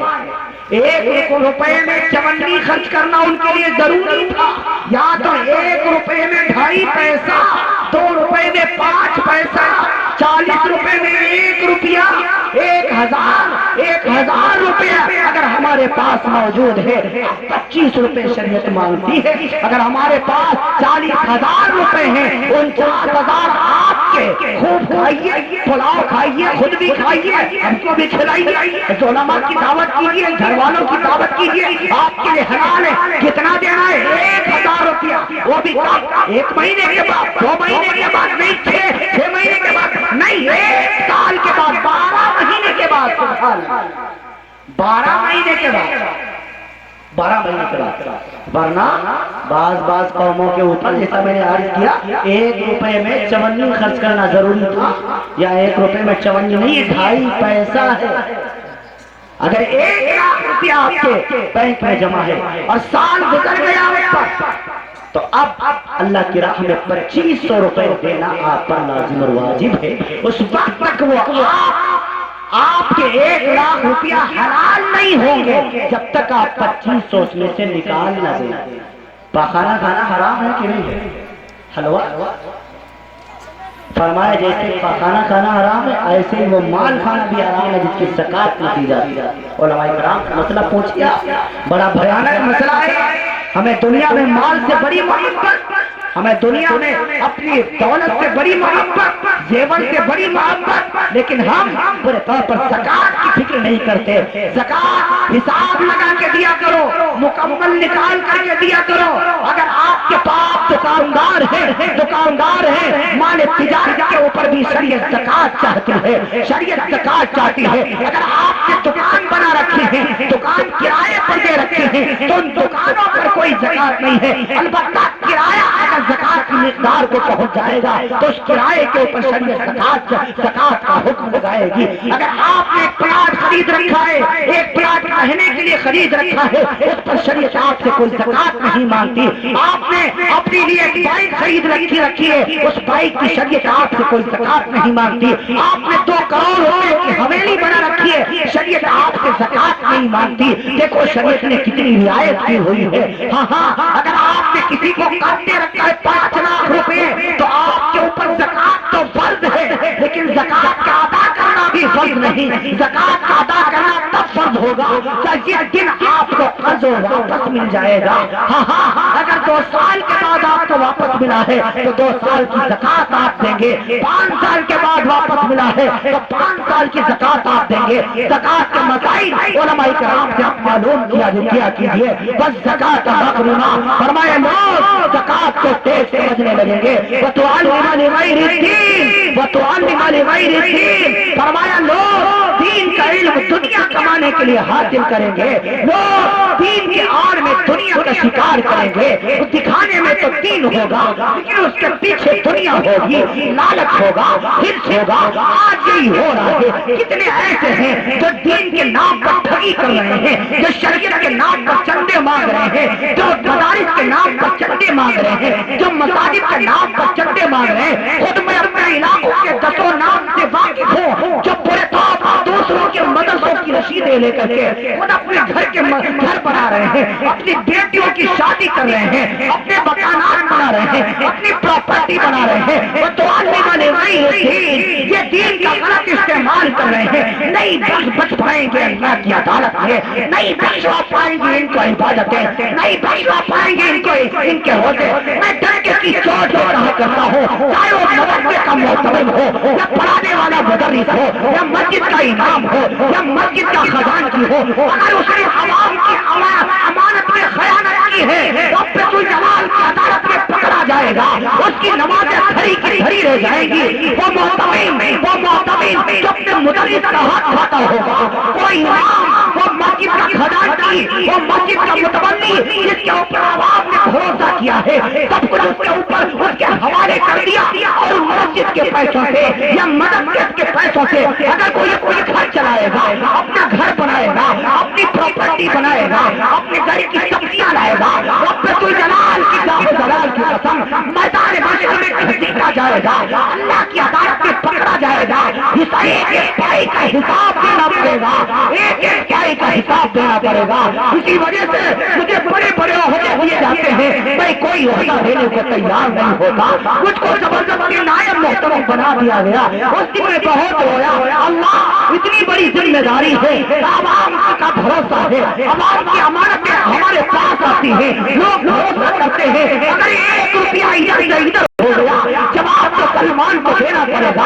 अल्लाह की अदालत में उस वक्त जन्नत में दाखिल नहीं मिल पाएगा जब तक एक पैसे का हिसाब आने ले। होश में आए یہاں تو بہت ہم پریشان ہیں، کاش ہم کو محترم بنا دیا جائے، کاش مسجد کی چابی ہمارے حوالے کر دی جائے، کاش متولی میں بن جاؤں۔ ارے یہ عہدہ یہ کوئی معمولی چیز ہے؟ عوام کا بھروسہ آپ پر ہے، اگر آپ نے عوام کے بھروسے کو توڑا تو رب ذوالجلال آپ کو معاف نہیں فرمائے گا۔ فرمایا وَتُعَلِّمَ لِغَيْرِ الدِّينِ، اور کیا ہوگا؟ یہ سب علامات قیامت میں سے اور سب کچھ ہو رہا ہے آج کے دور میں۔ مائک میں چھیڑ چھاڑ کر دی گئی، کتنی اچھی آواز تھی، جان بوجھ کر کیوں چھیڑ خانی کر دیتے ہو بھائی؟ اچھی خاصی آپ کی مائک چل رہی تھی، آپ نے بگاڑ کے رکھ دیا، یوں کو پتہ نہیں کیوں اس میں اتنا زیادہ ڈال دیا، آپ نے آواز بگاڑ دی۔ بہت اچھی آپ کی آواز تھی شروعات میں، دل کتنی تعریف کر دی، اس کا نتیجے میں آپ نے مائک بگاڑ دی۔ یہ اکثر میرا گلہ رہتا ہے ان مائک والوں سے، اسی وجہ سے شاعر حضرات ان کے پیچھے پڑے رہتے ہیں۔ میں آپ کو کچھ نہیں کہتا، آپ پر رحم کرتا ہوں، تو اس کا کیا مطلب ہے کہ میرا یونٹ بڑا مضبوط ہے؟ آپ اپنا 500 کا یونٹ بچانے کے چکر میں میرا کروڑوں کا یونٹ کیوں خراب کرنے کی کوشش کرتے ہیں؟ آپ میرے گلے پر رحم کریں، آپ اپنی مائک کو جیسے پہلے تھا ویسا بنائیں پھر سے، ورنہ میں بار بار آپ کو ٹوکوں گا۔ آپ کی وجہ سے میں ڈسٹرب ہو گیا۔ آواز بدل گئی کہ نہیں بدل گئی؟ بگڑ گئی کہ نہیں بگڑ گئی؟ کتنی اچھی آواز تھی آپ کی، آپ چھیڑخانی نہ کریں، ایک جگہ سیٹ کر کے اس کو پورے طور پر چھوڑ دیں۔ اللہ آپ کو خوش رکھے، اللہ آپ سے راضی ہو جائے۔ آپ کا سسٹم بہت اچھا ہے ماشاءاللہ، اتنی میں نے آپ کی تعریف کر دی، آپ نے چمچا گیری سمجھ لیا اس کو کہ اب جو کچھ کہوں گا یہ کچھ کہے گا ہی نہیں، دھجیاں اڑا کے رکھ دوں گا اگر ذرا بھی گڑبڑ کیا آپ نے۔ آپ کو معلوم ہے میں کسی کو نہیں بخش رہا، سامنے اگر کوئی غلط کرنے والا میرا باپ بھی موجود ہو میں چوکا نہیں کرتا۔ مولانا ضیاء الدین صاحب کی زبانی آپ نے سن رکھا ہے، لہذا آپ نے مائک کو جیسے پہلے تھا ویسے درست کر دیجئے، آپ مجھے کہنے کا موقع مت دیجئے۔ اللہ تعالیٰ آپ سب کو خوش رکھے، اللہ تعالیٰ آپ سب کو سلامت رکھے۔ میں عرض کر رہا تھا آپ سے وَتُعَلِّمَ لِغَيْرِ الدِّينِ، یہ میدان محشر جب قیامت قریب آئے گی، لوگ امانتوں میں خیانت کرنے لگیں گے، زکوٰۃ کو ٹیکس سمجھنے لگیں گے، اور کیا ہوگا؟ دین کی آڑ میں دنیا کا شکار کریں گے، اور کیا ہوگا؟ وَأَطَاعُوا الرَّجُلَ امْرَأَتَهُ وَعَقَّ أُمَّهُ، بیٹا اپنی بیویوں کے تلوے چاٹے گا، وَعَقَّ أُمَّهُ، اپنی ماؤں کو دھکے دے گا۔ اللہ اکبر! کہ آج نہیں ہو رہا ملک ہندوستان کے اندر، بڑا خطرناک لفظ ہے عربی زبان کا۔ مفتی صاحب بیٹھے ان سے پوچھئے، عربی زبان میں آگ کا بڑے خطرناک معنوں میں استعمال کیا جاتا ہے۔ القاموس جدید اٹھائیے، عربی زبان کی مشہور و معروف لغت ہے۔ المنجد اٹھائیے، یہ عربی زبان کی مشہور و معروف لغت ہے۔ اس کے اندر آقا کے مجھے کئی معنی مل گئے، ایک اس میں مشہور اور خوبصورت معنی یہ ہے کہ پہلے جب آپ کو کسی کی ضرورت پڑی تو اس نے کھل کر آپ کی مدد کی، لیکن جب اس کو آپ کی مدد کی ضرورت پڑے تب آپ اس کو پیٹھ دکھا دیں، آپ اس کی مدد نہ کریں۔ عربی میں اس کو آقا کہا جاتا ہے۔ امام الانبیاء نے فرمایا اطاع الرجل امرأته وعق امه، بیٹا اپنی بیویوں کا کہنا مانے گا، ان کے تلوے چاٹے گا، ان کی بات مانے گا، ان کے اشاروں پر ناچے گا، لیکن اپنی ماؤں کو دھکے دے گا۔ عزیزوں یہ آقا کیوں فرمایا؟ اس وجہ سے یہ ماں ہے جس نے ہمیں پیدا کیا، جس نے ہمیں پڑھایا لکھایا، جس نے ہمیں بڑا کیا، 9 مہینے اپنے پیٹ میں رکھا، 2 سال تک اپنا خون دودھ کی شکل میں پلایا، بچپن میں ہماری گندگیاں صاف کرتی ہے ماں، بچپن میں ہمیں پیار سے سلاتی ہے ماں، اپنے ہاتھوں سے کھانا کھلاتی ہے ماں، بچپن میں ہمیں اپنے انگلیاں پنگلی پکڑ کر چلنا سکھاتی ہے ماں۔ یہ ماں ہماری کتنی خدمت کرتی ہے۔ سردی کا موسم ہوتا ہے، اگر بیٹا پیشاب کر دیتا ہے تو ماں خود گیلے میں لیٹ جاتی ہے، اپنے بچے کو سینے سے چمٹا کر لٹا لیا کرتی ہے تاکہ میرے بچے کو سردی نہ لگ جائے۔ نوکرانی بن کر کے ماں خدمت کر رہی ہے، سیوا کر رہی ہے۔ یہی ماں جب بوڑھی ہو گئی، تو یہی جوان بیٹا اپنی ماں کو ڈانٹ رہا ہے، اپنی ماں کو آنکھیں دکھا رہا ہے۔ نوجوانوں اگر تمہاری مائیں زندہ ہیں ان کی قدر کر لو، جس دن ماں چلی جائے گی اس دن ڈھونڈتے پھرو گے، روتے پھرو گے، تمہیں ماں نظر نہیں آئے گی۔ اگر بیوی چلی چلی جائے بیوی دوبارہ مل سکتی ہے، بیٹی چلی جائے، بیٹی کا انتقال ہو جائے، ممکن ہے رب آپ کو دوسری بیٹی عطا فرما دے، بیٹے کا انتقال ہو جائے، ممکن ہے رب دوسرا بیٹا عطا فرما دے، آپ کا دوست آپ سے جدا ہو جائے، ممکن ہے دوسرا آپ کو ساتھی مل جائے، لیکن نوجوانوں جس دن یہ ماں آپ کے ہاتھوں سے چلی جائے گی، جس دن ماں گھر سے چلی جائے گی، ساری دنیا کی دولت خرچ کرنے کے بعد بھی تم اپنی ماں کو نہیں پا پاؤ گے، جس دن ماں تمہارے ہاتھوں سے نکل گئی تم ساری زندگی روتے پھرو گے، گھر کے اندر آؤ گے تم کو تمہاری بیوی تو نظر آئے گی، بیٹی تو نظر آئے گی، در و دیوار تو نظر آئے گی، تخت چارپائی تو نظر آئے گی، لیکن اس تخت پر بیٹھنے والی ماں تمہیں نظر نہیں آئے گی۔ اے نوجوانوں، وہ وقت آنے سے پہلے اپنی ماں کی خدمت کرو۔ فرمایا جب قرب قیامت ہوگا، قیامت قریب ہوگا، قیامت قریب ہوگی تو بیٹا اپنے دوستوں کو گلے سے لگائے گا، ماؤں کو دھکے دے گا، سادنا صدیق ہو، ابا ہو، بیٹا اپنے دوست کو گلے سے لگائے گا، اپنے باپ کو دھکے دے گا کہ آپ والدوں کو ذلیل نہیں کیا جاتا۔ میرے نبی نے فرمایا جابر دے تیری ماں تجھ سے ناراض نہ رہے، فإن الجنت عند رجلها، ماں کے قدموں تلے جنت ہے، باپ جنت کے دروازوں میں سے ایک دروازہ ہے، اگر یہ لوٹ گئے جنت ملنی مشکل ہو جائے گی۔ یہ قیامت کی علامتوں میں سے ایک علامت ہے کہ بیٹے والدین کی نافرمانی کرنے لگیں گے، دوستوں کے ساتھ گپے لڑائیں گے، دوستوں کے ساتھ پارٹیاں کریں گے، ایک ایک پارٹی میں ہزاروں خرچ کر دیں گے، لیکن اماں کی دوائی کے 10 روپے بیٹے کی جیب میں نہیں موجود ہوں گے۔ وَأَطَاعُ الرَّجُلُ وَأَخْفَى أُمَّهُ وَأَدْنَىٰ صَدِيقَهُ وَأَخْفَى أَبَاهُ وَصَارَتِ الْأَصْوَاتُ فِي الْمَسَاجِدِ، فرمایا مسجدوں میں شور شرابہ ہونے لگے گا، مسجدوں میں لوگ دنیا کی باتیں کرنے لگیں گے، یہ ممبر بھی لڑائی جھگڑے کا گھر بن جائیں گے، لوگ مسجدوں میں دنیا کی باتیں کریں گے۔ یہ قیامت کی علامتوں میں سے ایک علامت ہے۔ اے دنیا کے انسانوں، اے مسلمانوں، مسجدوں میں دنیا کی باتیں مت کیا کرو، مسجدوں میں دنیا کی باتیں مت کیا کرو۔ بحر الرائق میں ہے، ملا علی قاری نے لکھا، علامہ سیوطی نے لکھا، جو دنیا کی باتیں مسجد میں کرے گا اس کے 40 سال کے عمل برباد کر دیے جائیں گے۔ کنز الدقائق میں ہے، جو مسجد کے اندر دنیا کی باتیں کرے گا وہ میدان محشر والے دن اللہ کی عدالت میں کوڑھی بن کر اٹھایا جائے گا، اندھا بن کر اٹھایا جائے گا۔ ارے ہم اللہ کے گھر میں آئے ہیں، اللہ نے آنے کی توفیق دے دی، اللہ سے اچھا کون، اللہ سے سچا کون، اللہ سے زیادہ بلند مرتبے والا کون، جس کی بات مسجد میں بیٹھ کر کی جائے اللہ ناراض نہیں ہوگا۔ اگر ہم اللہ کے گھر میں بیٹھ کر غیر کی باتیں کریں گے، بس دنیا کی باتیں کیا کرو مسجدوں میں۔ فرمایا وزارت الاسواق فی المساجد وساد القبیلۃ فاسقهم وقان زعیم القوم ارجلهم، میرے نبی نے فرمایا قوم کا سب سے بدترین انسان، قوم کا سب سے فاسق انسان قوم کا سردار بن جائے گا، حکومت نااہلوں کے پاس چلی جائے گی، جن کو حکومت کرنے کا شعور نہیں ہوگا وہ ملک کے حاکم بن جائیں گے۔ وساد القبیلۃ فاسقهم وقان زعیم القوم ارجلهم واکرم الرجل مخافۃ شرہ، فرمایا لوگ ایک دوسرے کے شر سے بچنے کے لیے ایک دوسرے کی تعظیم کریں گے، حالانکہ کسی کے دل میں کسی کی عزت نہیں ہوگی۔ واکرم الرجل مخافۃ شرہ، اکرام کریں گے لوگ، ایک دوسرے کی چمچہ گیری کریں گے اس وجہ سے کہ کہیں میرے خلاف نہ چلا جائے، کہیں رپورٹ تھانے میں درج نہ کروا دے، کہیں میرے خلاف گواہی نہ دے گے، نہ دے دے، حالانکہ اس کے دل میں اس کی عزت نہیں ہوگی۔ وَأَكْرِمُ الرَّجُلُ مَخَافَةَ شَرِّهِ وَزَارَتِ الْقَيْنَاتُ وَالْمَعَادِفُ، فرمایا گانے بجانے والیاں عام ہو جائیں گی، حتیٰ کہ مسجدوں سے بھی گانے کی آوازیں آنی شروع ہو جائیں گی۔ کیا جمعے والے دن ہمارے موبائل سائلنٹ موڈ پہ رہتے ہیں، وائبریشن موڈ پہ رہتے ہیں؟ ہم نے ایسی رنگ ٹون لگا رکھے ہیں، سجدے میں ہوتے ہیں، اللہ کے گھر میں ہوتے ہیں، ادھر سے کسی نے فون لگا دیا، مسجدوں میں گانے بجنے شروع ہو گئے، میوزک بجنے شروع ہو گئی، یا اس حدیث کے مصداق بن گئے۔ میرے نبی نے فرمایا وزارت القینات والمعادف، گانے بجانے والیاں عام ہو جائیں گی۔ ہاں اور کیا ہوگا؟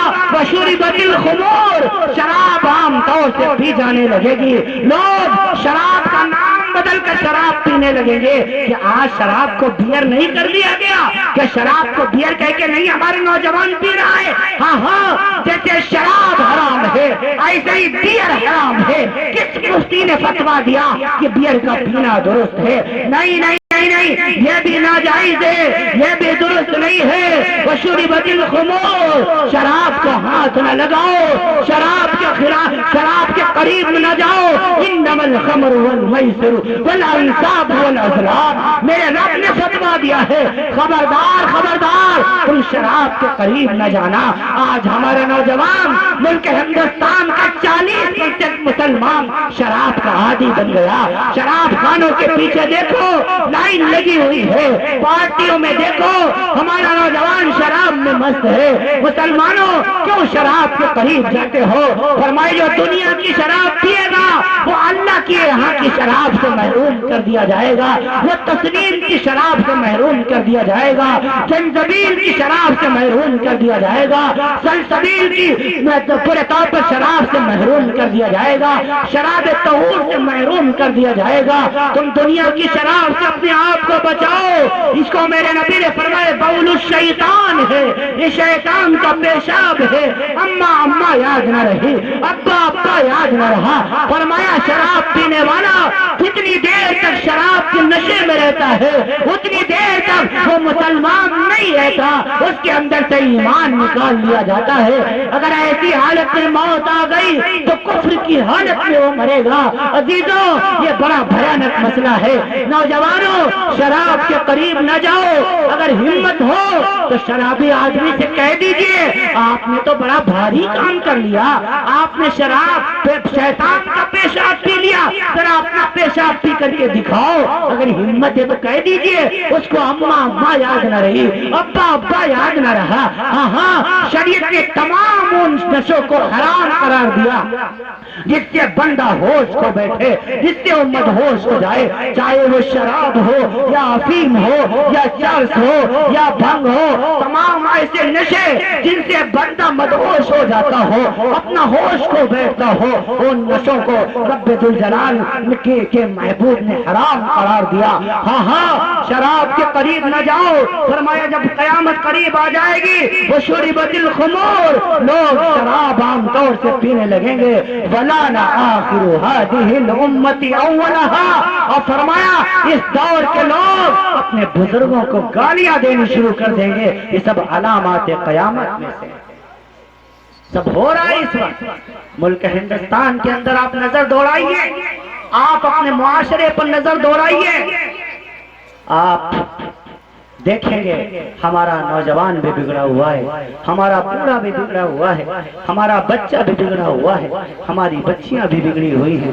کچھ بھی شعور نہیں ہے، ذرا بھی معاشرے کی اصلاح نہیں ہے، نمازوں کی پابندی نہیں ہے. گھر گھر میں فسادات ہیں، گھر گھر میں تماشے ہیں، گھر گھر میں ایک دوسرے کے خلاف بکواسات ہیں. یہ سارا کا سارا ماحول ہمارا بگڑا ہوا ہے. وجہ اس کی یہ ہے ہم دین سے دور ہو گئے، شریعت سے دور ہو گئے، مذہب سے دور ہو گئے، اسلام سے دور ہو گئے، اسلام سے دور ہو گئے، قرآن سے دور ہو گئے، علماء کرام سے دور ہو گئے. نتیجہ یہ ہے کہ رب ذوالجلال نے دین کی دولت سے ہم کو محروم کر دیا.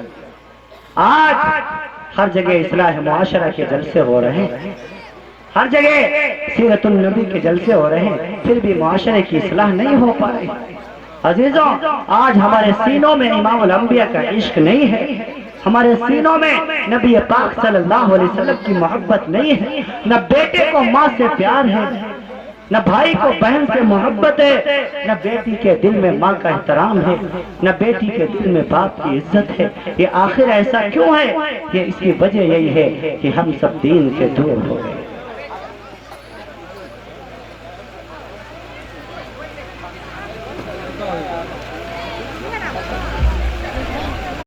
ایک مرتبہ درود شریف پڑھیں. اللہم صلی علیہ. یہ دوسری مرتبہ ڈسٹرب ہوا ہے آپ کے جلسے میں. اتنی محبت ہے آپ سے بیٹھا ہوں ورنہ اب تک اٹھ کے چلا جاتا ہے. بلند آواز سے ایک مرتبہ استغفار پڑھیں. استغفر اللہ ربی من کل ذنب و اتوب الیہ. جی لگا کے ایک بار کہیں سبحان اللہ. نعرے تکبیر.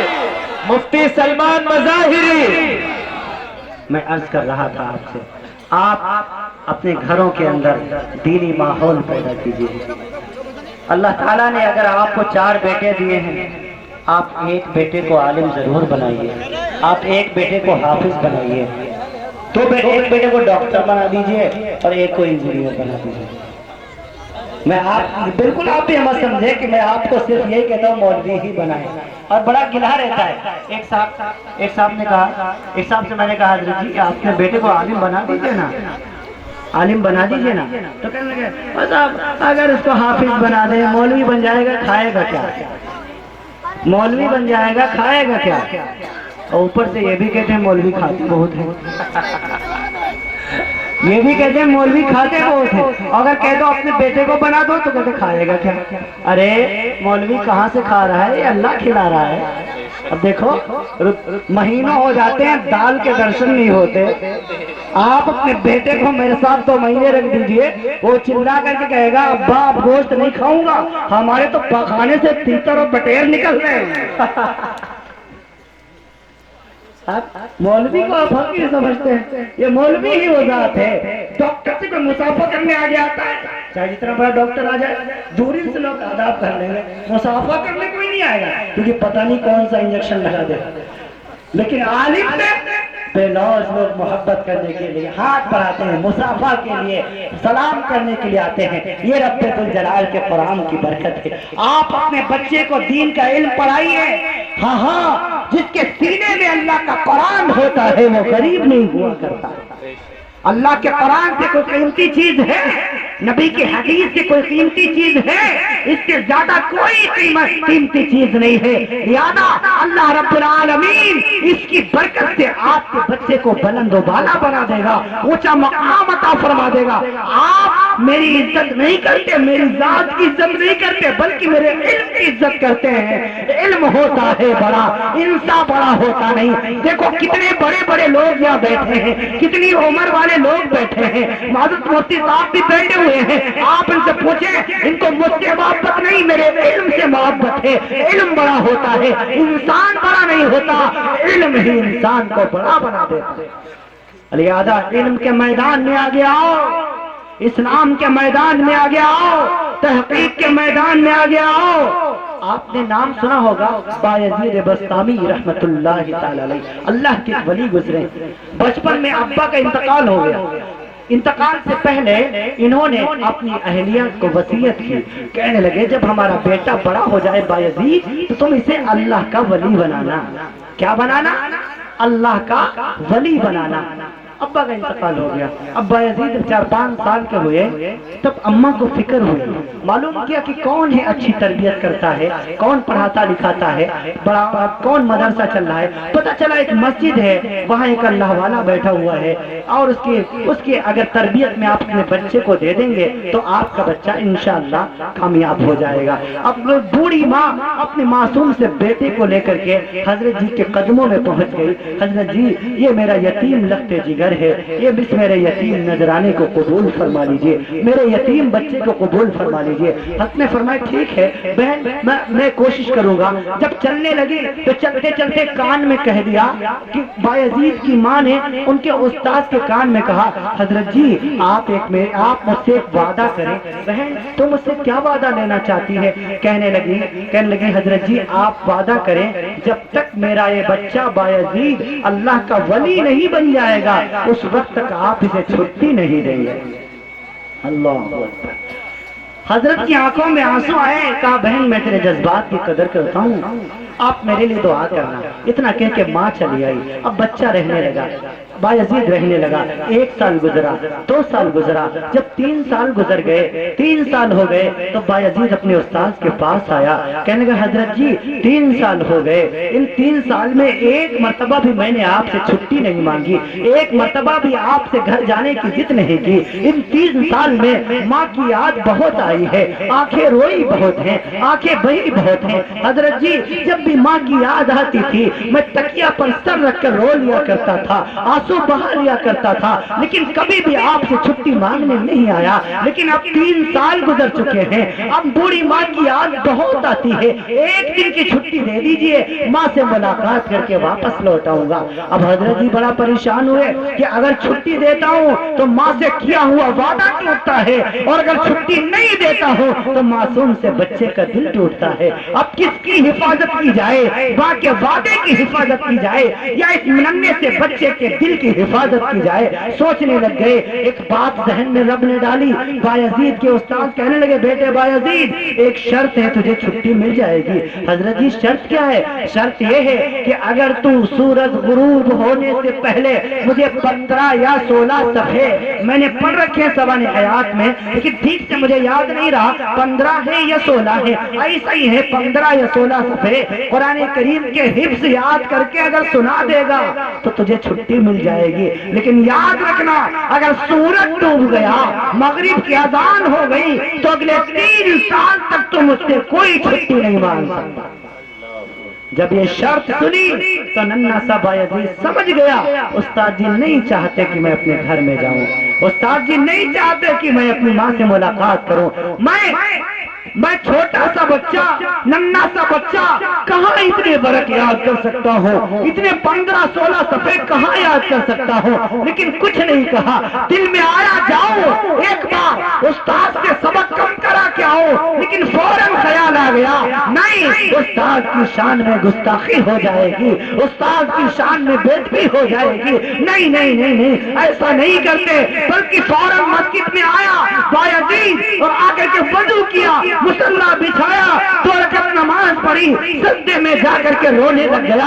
अल्लाह, मैं नन्हा सा बच्चा हूँ, मासूम सा बच्चा हूँ, अल्लाह तू जानता है। बूढ़ी माँ को देखे हुए 3 साल गुजर गए, बूढ़ी माँ को के चेहरे को देखने का दिल करता है। अल्लाह तू जानता है, इतने सफों को याद करना, इतने वर्षों को याद करना इस नन्हे से जान के बस की बात नहीं है। लेकिन मेरी माँ कहा करती थी, अल्लाह अगर चाहे तो सब कुछ कर सकता है। अल्लाह, मैं तो सबक याद नहीं कर सकता, लेकिन अगर तू चाहे तो मुझे याद करवा सकता है। ऐ अल्लाह, मेरी बूढ़ी माँ की बात की लाज रख लीजिए, मुझे सबक याद करा दीजिए। सबक याद करना, दुआ मांगी, दुआ मांगने के बाद अल्लाह का कुरान खोला, सबक याद करना शुरू किया।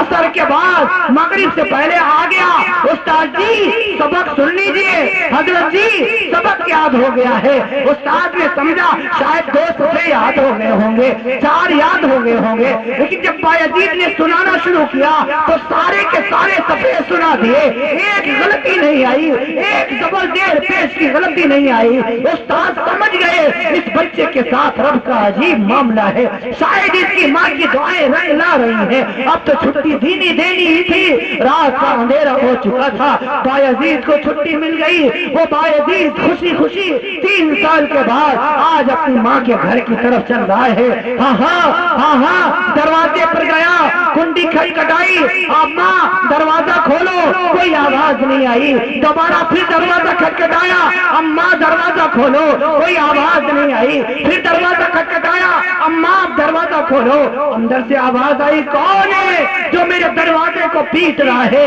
बायजीद ने रो करके कहा, अम्मा आपका बेटा बायजीद हो। माँ ने अंदर से रोते हुए कहा, तू मेरा बेटा बायजीद नहीं हो सकता, क्योंकि मेरे बायजीद के उस्ताद ने मुझसे वादा किया है, जब तक मेरा बायजीद अल्लाह का वली नहीं बन जाएगा उस वक्त तक उसे वो छुट्टी नहीं देंगे। अगर तू मेरा बायजीद है तो मुझे तेरी कोई जरूरत नहीं है। हाय हाय, वो बच्चा बायजीद खड़ा थोड़ी देर तक रोता रहा, अपने आंसुओं को पोंछा और फिर अपने कदमों को धीरे धीरे उठाया, फिर रात ही में मदरसे की तरफ वापस हो गया।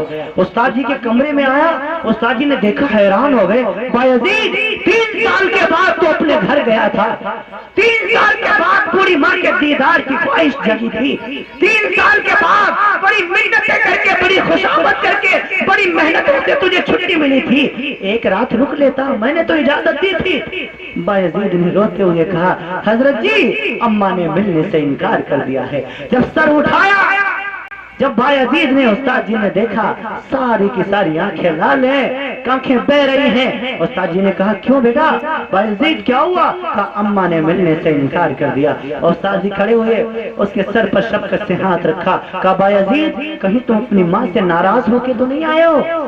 ماں سے غصہ ہو کر کے تو نہیں آئے ہو؟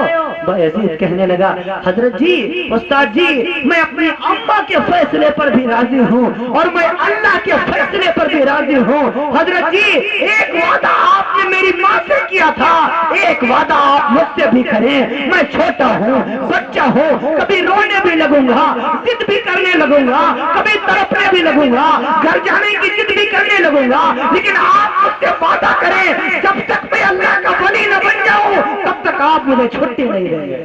اللہ اکبر۔ جب مائیں ایسی ہوتی ہیں تو بچے بایزید ہوا کرتے ہیں، تب تک آپ مجھے چھٹی نہیں دیں گے۔ استاد کی آنکھوں میں آنسو آئے، رونے لگ گئے، سینے سے لگایا جا بیٹے اپنے کمرے میں چلا جا۔ بایزید اپنے کمرے میں آیا، ہاں اب 1 سال ہوا، 2 سال ہوا، 5 سال ہوا، 10 سال ہوا، پورے 17 سال گزر گئے۔ 17 سال کا عرصہ گزر گیا۔ 17 سال کے بعد استاد جی سوئے ہوئے ہیں کہ خواب میں محبوب کریم صلی اللہ علیہ وسلم کا دیدار ہوتا ہے۔ امام الانبیاء کی خواب میں زیارت ہوئی، میرے نبی آئے ہیں خواب میں اور بایزید کے استاد سے فرما رہے ہیں آئے اٹھو، اٹھ کر کے نوجوان بایزید کو خوشخبری سناؤ، اس کی تربیت پوری ہو چکی، اس کی تربیت پوری ہو چکی، رب ذوالجلال نے اس کو ولایت کبریٰ کا جھنڈا اس کے ہاتھوں میں دے دیا ہے، وہ اللہ کا ولی بن چکا ہے اور وہ اس کو گھر جانے کی اجازت ہے۔ استاد جی بیدار ہوئے، بیدار ہو کر کے جب بایزید کے کمرے میں آئے تو کیا دیکھا؟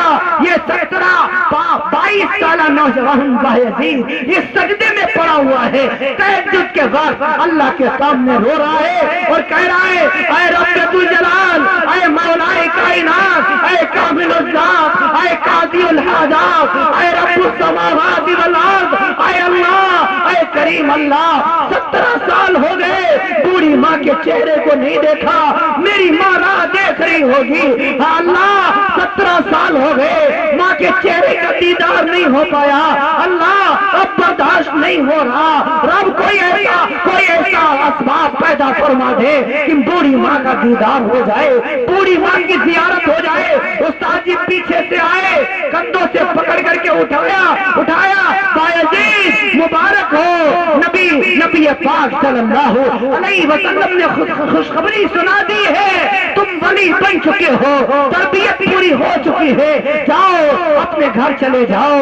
بایزید اب استاد سے رخصت ہوتا ہے، جس دن آیا ایک دن بچپنے میں آیا تھا جب 7 سال کی عمر تھی، 8 سال کی عمر تھی، اس وقت بھی رات کا سناٹا تھا، آج بھی رات کا سناٹا ہے، اس دن دروازے بند تھے، آج دروازے بند نہیں ہیں، دروازے کھلے ہوئے ہیں اور بوڑھی ماں استقبال میں باہیں پھیلائے ہوئے کھڑی ہے۔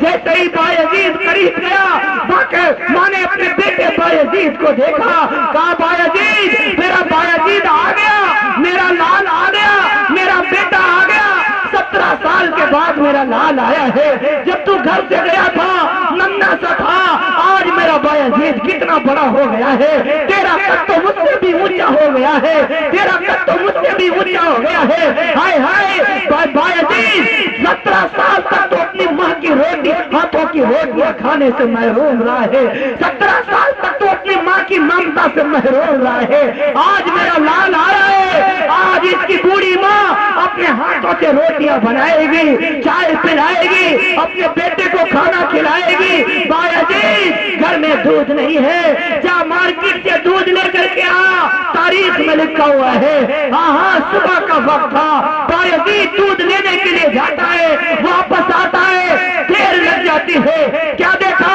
دروازے پر لوگوں کی بھیڑ جمع ہے، پوچھا یہ بھیڑ کیسی ہے، کسی بتانے والے نے بتایا اے بایزید 17 سال سے تیرا انتظار کرنے والی بوڑھی ماں ہمیشہ کے لیے تجھے چھوڑ کے چلی گئی ہے، تیری اماں تجھے چھوڑ کر رخصت ہو گئی ہے۔ بایزید نے کچھ نہیں کہا، فنظر نظرۃ فی السماء، بس اللہ کی آسمان کی طرف دیکھا، اللہ میں تقدیری فیصلے پر راضی ہوں، اللہ میں تیرے فیصلے پر راضی ہوں۔ یہی بایزید ہے، یہی بچہ ہے، بڑا ہو کر کے یہ ولیوں کا سردار بنتا ہے۔ کسی ولی کی ولایت اس وقت تک مکمل نہیں ہو سکتی جب تک اس کا سلسلہ بایزید وسطی تک نہ پہنچ جائے۔ نعرہ تکبیر!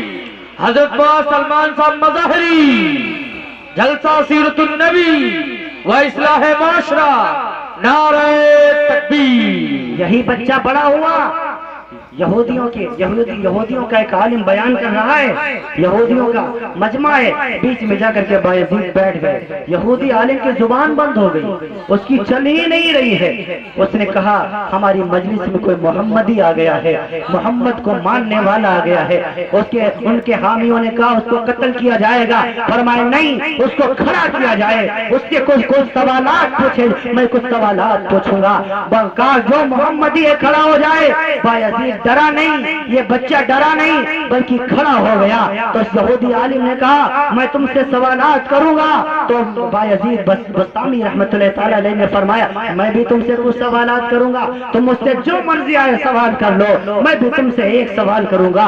یہودی عالم کہنے لگا میرے سوال شروع ہوتے ہیں، بتاؤ وہ ایک کون ہے جس کا دوسرا کوئی نہیں؟ بایزید نے فرمایا اللہ احد لا ثانی، اللہ ایک ہے دوسرا کوئی نہیں۔ کہا وہ دو کا کیا ہے جس کا تیسرا کوئی نہیں؟ فرمایا زمین آسمان دو ہے اس کا تیسرا کوئی نہیں۔ کہا وہ تین بتاؤ اس کا چوتھا کوئی نہیں۔ کہا لوح قلم کرسی یہ تین ہے اس کا چوتھا کوئی نہیں۔ کہا وہ چار بتاؤ اس کا پانچواں کوئی نہیں۔ بایزید نے فرمایا توریت زبور انجیل قرآن یہ چار کتابیں ہیں پانچویں کوئی نہیں۔ کہا وہ پانچ بتاؤ اس کا چھٹا کوئی نہیں۔ کہا رب ذوالجلال نے مسلمانوں پر 5 وقت کی نمازیں فرض فرمائی ہیں، چھٹی کوئی نہیں۔ کہا وہ 6 بتاؤ اس کا 7واں کوئی نہیں۔ کہا 6 ایام ثم استوى على العرش يغشي الليل النهار يطلبه حثيثا والشمس والقمر والنجوم مسخرات بأمره ألا له الخلق والأمر تبارك الله رب العالمين۔ فرمایا زمین و آسمان کو رب ذوالجلال نے 6 دنوں میں بنایا، 7ویں میں کوئی نہیں۔ کہا وہ 7 بناؤ، وہ 7 بتاؤ اس کا 8واں کوئی نہیں۔ کہا ہفتے کے دن 7 ہیں، مغرب کی رکعتیں 7 ہیں، کعبے کا طواف کا چکر 7 ہے۔ کہا وہ 8 بتاؤ اس کا 9واں کوئی نہیں۔ کہا وہ 8 بتاؤ اس کا 9واں کوئی نہیں۔ کہا وَيَحْمِلُ عَرْشَ رَبُّكَ فَوْقَهُمْ يَوْمَئِذٍ ثَمَانِيَةٌ، اللہ کے عرش کو اٹھانے والے فرشتوں کی تعداد 8 ہے، 9 کوئی نہیں۔ کہا وہ 9 بتاؤ اس کا 10واں کوئی نہیں۔ کہا حضرت صالح علیہ السلام کی قوم میں 9 بڑے بڑے بدماش تھے، قرآن کریم میں ہے 10واں کوئی نہیں۔ کہا وہ 10 بتاؤ اس کا 11واں کوئی نہیں۔ کل کا قاتل کا عشرۃ کاملۃ، اگر حج کرنے کے لیے کوئی بندہ جائے اور کوئی اس سے غلطی ہو جائے تو 7 روزے وہاں رکھے، 3 روزے اپنے گھر پہ آ کر کے رکھے، یہ 10 ہوئے، یہ 11واں کوئی نہیں۔ کہا وہ 11 بتاؤ، وہ 11 بتاؤ، وہ 11 بتاؤ اس کا 12واں کوئی نہیں، وہ 11 بتاؤ اس کا 12واں کوئی نہیں۔ کہا یوسف علیہ السلام کے بھائی 11 تھے، 12واں کوئی نہیں۔ کہا 12 بتاؤ اس کا 13واں کوئی نہیں۔ کہا عدت الشہور عند اللہ 12 شہرا، سال کے مہینوں کی تعداد 12 ہے، 13 کوئی نہیں۔ کہا وہ قمر بتاؤ جو اپنے مردے کو لیے پھرتی تھی۔ کہا سیدنا یونس علیہ السلام کی مچھلی تھی، جب مچھلی نے نگل لیا تھا تو سرا میں گئے تھے، مچھلی کے پیٹ میں مچھلی کا پیٹ قبر بن گئی تھی۔ کہا وہ جاندار وہ بے جان بتاؤ جس نے جانداروں کی طرح کلام کیا ہے۔ کہا وہ سیدنا موسیٰ کلیم اللہ کا آسا ہے۔ کہا وہ ایسی چیز بتاؤ جو بے جان ہے لیکن سانس لیتی ہے۔ بایزید نے فرمایا لب کا فتویٰ ہے وہ صبح اذا تنفس، صبح سانس لیتی ہے، صبح بے جان ہے لیکن سانس لیتی ہے۔ یہ بایزید کے سوالات ہوتے چلے گئے، 1 نہیں 2 نہیں، اگر میں گنانے لگ جاؤں 80 کے 80 سوالات گنا دوں گا، 80 سوالات ہیں لیکن میں اختصار کرتا ہوں۔ بایزید نے فرمایا بتاؤ تم سے ایک ہی سوال کرتا ہوں، تو جنت کی چابی کس کے پاس ہے؟ اللہ اکبر! नारे तकबीर, नारे तकबीर। जलसा इस्लाह माशरा हजरत मौलाना मुफ्ती सलमान साहब मज़ाहिरी, नारे तकबीर। जन्नत की चाबी किसके पास? अब वो यहूदी खामोश, अब उसकी जुबान बंद हो गई, अब वो कुछ बोल नहीं पा रहा है। सारे उसके जितने पादरी बैठे हुए थे, उसके जितने सामने बैठे हुए थे, क्यों नहीं बताते? आपने 80 सवालात किए और एक रवायत में आता है 120 सवालात किए थे। 120 सवालात, सारे सवालों के जवाब बायजीद इसी बच्चे ने दे दिए। इस बच्चे की अभी हमने आपको कहानी सुनाई है। जब माया ऐसी होती है तो बच्चे यूं होते हैं। तो कहने लगा, वो यहूदी कहने लगा, मुझे जवाब तो आता है, लेकिन अगर मैं जवाब दे दूंगा तो जो तुम मुझे फूलों का हार पहना रहे हो, जूतों का हार पहना हो। कहा बताओ तो सही, बताओ तो सही, मैं तुम्हें कुछ नहीं कहूंगा, तुम्हारी बात मानूंगा। तो कहा फिर तुम मान जाओ कि जन्नत की चाबी मोहम्मद रसूलुल्लाह सल्लल्लाहु अलैहि वसल्लम। तमाम के तमाम यहूदियों का मजमा बेसाख्ता पुकार उठा कि अगर जन्नत की चाबी उनके पास है, जन्नत में हमें जाना है, तो हम उस नबी का कलमा पढ़ते हैं, अशहदु अन ला इलाहा इल्लल्लाह व अशहदु अन्न मुहम्मदन अब्दुहु व रसूलुहु। सारा मजमा मुसलमान हो गया। ये उस बच्चे की माँ की दुआओं की बरकत थी। तुम भी अपने बच्चों को इल्म दीन पढ़ाओ, अपने बच्चों को नबी पाक सल्लल्लाहु अलैहि वसल्लम का दीन पढ़ाओ। इंशाअल्लाहुल अज़ीज़ वो दुनिया में चमकेंगे, वो दुनिया में मशहूर हो जाएंगे। फिर दुनिया की कोई ताकत उन्हें पूरे तौर पर हरा नहीं पाएगी। दुनिया उनके कदमों में होगी। बड़े बड़े जनरल, बड़े बड़े जज उनके कदमों में पड़े होंगे। हाँ, अपने बच्चों को तालीमी मैदान में आगे लेकर के आओ। बहनों की इज्जत करना सीखो, बेटियों की इज्जत करना सीखो। बस 5 मिनट में मैं आपसे रुखसत होता हूँ। मैं एक पैगाम तमाम के तमाम जलसों में दे रहा हूँ। माइक वाले ने इतना माइक खराब कर दिया कि मेरा जो गले का माइक है बिल्कुल बर्बाद होता चला जा रहा है। इसने आवाज जानबूझ कर कम कर रखी है ताकि मुझे ताकत जल्दी ज्यादा लगानी पड़े, इसके यूनिट बच जाए। अल्लाह करे तो यूनिट बचाने के चक्कर में एक दिन तुम भी चले जाओगे। मत यूनिट बचाने के चक्कर में हमारा यूनिट बर्बाद किया करो। आवाज आपकी शुरुआत में इतनी अच्छी थी कि मैंने आपकी खुल के तारीफ कर दी, आपने इतना बिगाड़ दिया माइक को। बहरहाल कैसा भी हो, मेरा तो काम हो चुका है। अब ये आप जाने, मौला ज़ियाउद्दीन ज़िया जाने, बाकी की शोरा जाने, मेरी तो जान आपने निकाल ही नहीं ली है। लेकिन कसम है आपको इतनी ही तमाम माइक इनको भी देना। अगर जरा भी अच्छी हो गई फिर बददुआएं निकलेंगी आपके लिए। ये खूब याद रखना, खूब याद रखना। मैं अर्ज कर रहा हूँ आपसे, अल्लाह ताला आप सबको खुश रखे। अब देखो अच्छा होना शुरू हो गया। बद्दुआ से मौलवी की बहुत डरते हैं। ऐसे पा गए तो अकेले मौलवी को कूट दे, लेकिन बद्दुआ से बहुत डरते हैं। बद्दुआ ना देना। हाँ, अल्लाह ताला आप सबको खुश रखे, सलामत रखे। एक पैगाम मैं उम्मत के तमाम भाइयों को दिया करता हूँ, बस यही पैगाम देकर मैं आपसे रुखसत हो रहा हूँ। आप अपनी बहनों की खबरगिरी कीजिए। ये असल में ये पैगाम मौला ज़ियाउद्दीन साहब, ये पैगाम मेरा नहीं है, ये एक दुखियारी बहन का पैगाम है। उस बहन ने मुझसे कहा था कि भाई इस पैगाम को उम्मत के तमाम भाइयों तक पहुँचा देना ताकि कोई भी बहन दुखी ना रहे, कोई भी बहन मेरी तरह दुखी ना रहे। उस बहन का मेरे पास फोन आया, कहने लगे हजरत जी अब्बा को इंतकाल किए हुए 4 महीने हो गए, भाइयों ने रिश्ता तोड़ दिया। यही होता हमारे मन के अंदर। जब जिस दिन बाप का इंतकाल होता है, बहनें बाप की चारपाई पकड़कर बहुत रोया करती है। जानते हो क्यों? वो कहा करती हैं कि आज हमारा बाप चला गया, मायके से रिश्ता खत्म हो गया। नौजवानों, मत अपनी बहनों को कहने दिया करो, उनके मुंह पर हाथ रख दिया करो, बहना तेरा भाई जिंदा है, जब तक तेरा भाई जिंदा रहेगा इस घर के दरवाजे हमेशा तेरे लिए खोले।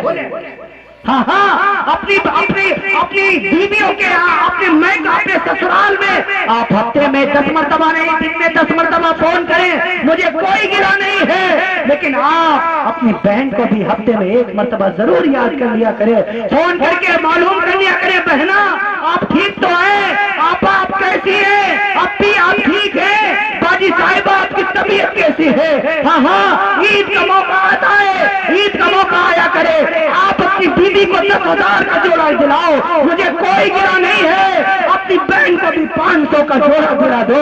अल्लाह की जात की कसम, अगर आपका بہنوئی آپ کی بہن کو 10,000 کا جوڑا دلائے گا، محلے کی عورتوں کو نہیں دکھائے گی، ان میں تذکرہ نہیں کرے گی، لیکن آپ کا 500 کا لایا ہوا جوڑا محلے بھر کی عورتوں کو دکھاتی پھرے گی، محلے میں دکھاتی پھرے گی، دیکھو یہ میرا بھیا لایا ہے، یہ میرا بھائی لایا ہے، یہ میرے میکے سے آیا ہے، میرے ابا نہیں ہے تو کیا ہوا، میری امی نہیں ہے تو کیا ہوا، امی ابو کے جانے کے بعد میرے بھیا نے مجھے اکیلا نہیں چھوڑا، بلکہ میرا بھائی میرے بڑے بڑا خیال رکھا کرتا ہے۔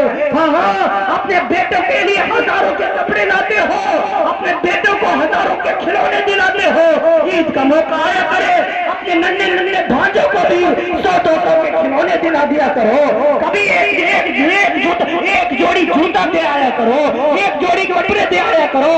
رب الجلال کی قسم، آپ کے بیٹے آپ کے ہزاروں کے سوٹ پا کر، ہزاروں کے کھلونے پا کر ایک مرتبہ آپ کو تھینکس نہیں کہیں گے، ایک مرتبہ آپ کو شکریہ ادا نہیں کریں گے، لیکن اگر آپ اپنے بھانجے کو 100-200 روپے کا سوٹ دلا دیں گے، 150 کے کھلونے دلا دیں گے، وہ آپ کے پیچھے پیچھے پھریں گے، محلے کے دوستوں کو دکھاتے پھریں گے، دیکھو یہ میرا ماموں لایا ہے، یہ میرا ماما لایا ہے، یہ میرے ننیال سے آیا ہے، میرے نانا یا نانا نانی نہیں ہے، لیکن میرا ماموں میرا بڑا خیال رکھتا ہے، یہ میرا ماموں میرے لیے جوتے لایا ہے، کپڑے لایا ہے، میرے لیے کھلونے لایا ہے۔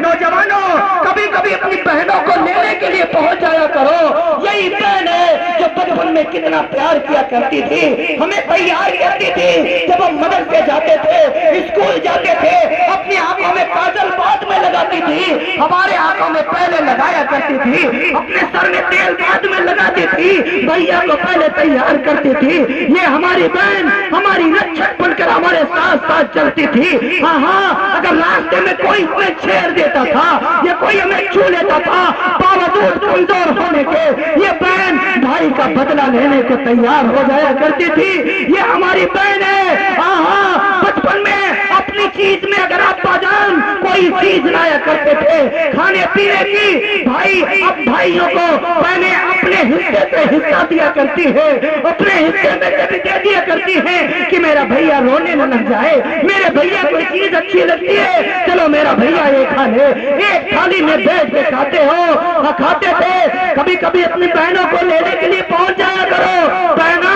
بہت دن ہو گئے تو گھر نہیں گئی ہے، بہنا تجھ کو میں لینے آیا ہوں، چل گھر میں چل کر کے بیٹھتے ہیں۔ کبھی کبھی بہنوں کے ہاتھ پکڑ لیا کرو، چوم لیا کرو، بہنا مجھے یاد ہے بچپن میں تو انہی ہاتھوں سے میرے سر میں تیل لگایا کرتی تھی، ہاں ہاں بچپن میں جب میرے سر میں درد ہوتا تھا میرے سر میں مالش کیا کرتی تھی۔ کبھی کبھی اپنا سر بہنوں کی گود میں رکھ دیا کرو، بہنا میرا دل کرتا ہے، میرا دل کرتا ہے جسے بچپن میں تو میرے سر کی مالش کیا کرتی تھی آج پھر سے میرے سر میں مالش کر دے۔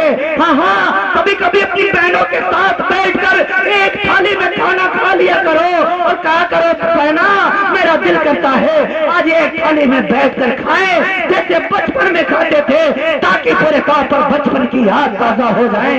یہ اپنی بہنوں کے ساتھ انصاف کیا کرو، کرو گے انشاءاللہ، کرو گے انشاءاللہ۔ کتنے نوجوان سارے کریں گے انشاءاللہ، بہنوں کو خاموش نہیں چھوڑیں گے انشاءاللہ، بہنوں کی عزت اور احترام کریں گے، ان کی خبرگیری کریں گے، اپنے بھانجوں کی اپنے بھانجیوں کی خبرگیری کریں گے، محبت کے ساتھ گھروں میں رہیں گے، نمازوں کی پابندی کریں گے، علماء کی عزت کریں گے، اپنے بچے کو علم دین پڑھائیں گے۔ اب تک جو زندگی گزری سو گزری، انشاءاللہ آج کے بعد جو زندگی گزرے گی انشاءاللہ وہ ایک مسلمان کی زندگی ہوگی۔ ہم شکلوں سے بھی مسلمان نظر آئیں گے تو انشاءاللہ ہم صورت سے بھی مسلمان نظر آئیں گے، کردار سے بھی مسلمان نظر آئیں گے، اشعار سے بھی مسلمان نظر آئیں گے، محبت کے ساتھ رہیں گے، علماء کی عزت کریں گے، سب کے ساتھ محبت سے رہیں گے، بہنوں کو ان کا حق دیں گے، بیٹیوں کو ان کا حق دیں گے، بچیوں کو ان کا حق دیں گے، ماؤں کی عزت کریں گے، علماء کا احترام کریں گے، مدارس کی خبرگیری کریں گے، مساجد کو اپنے سجدوں سے آباد کریں گے۔ اللہ آپ سب کو بھی آپ کی برکت سے مجھ فقیر کو بھی اللہ عمل کی توفیق نصیب فرمائے۔ لیتک تحلو والأيام مريضة وليتك ترضى والأنعام غضاب وليس الذي بيني وبينك عامر وبين العالمين خراب.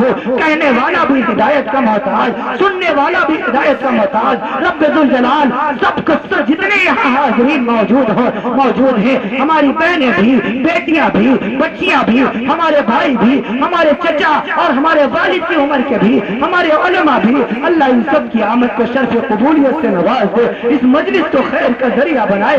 اللہ ہم سب کی آخرت سنوار دے. اللہ تعالیٰ ہم سب سے راضی ہو جائے، اللہ ہم سب سے خوش ہو جائے.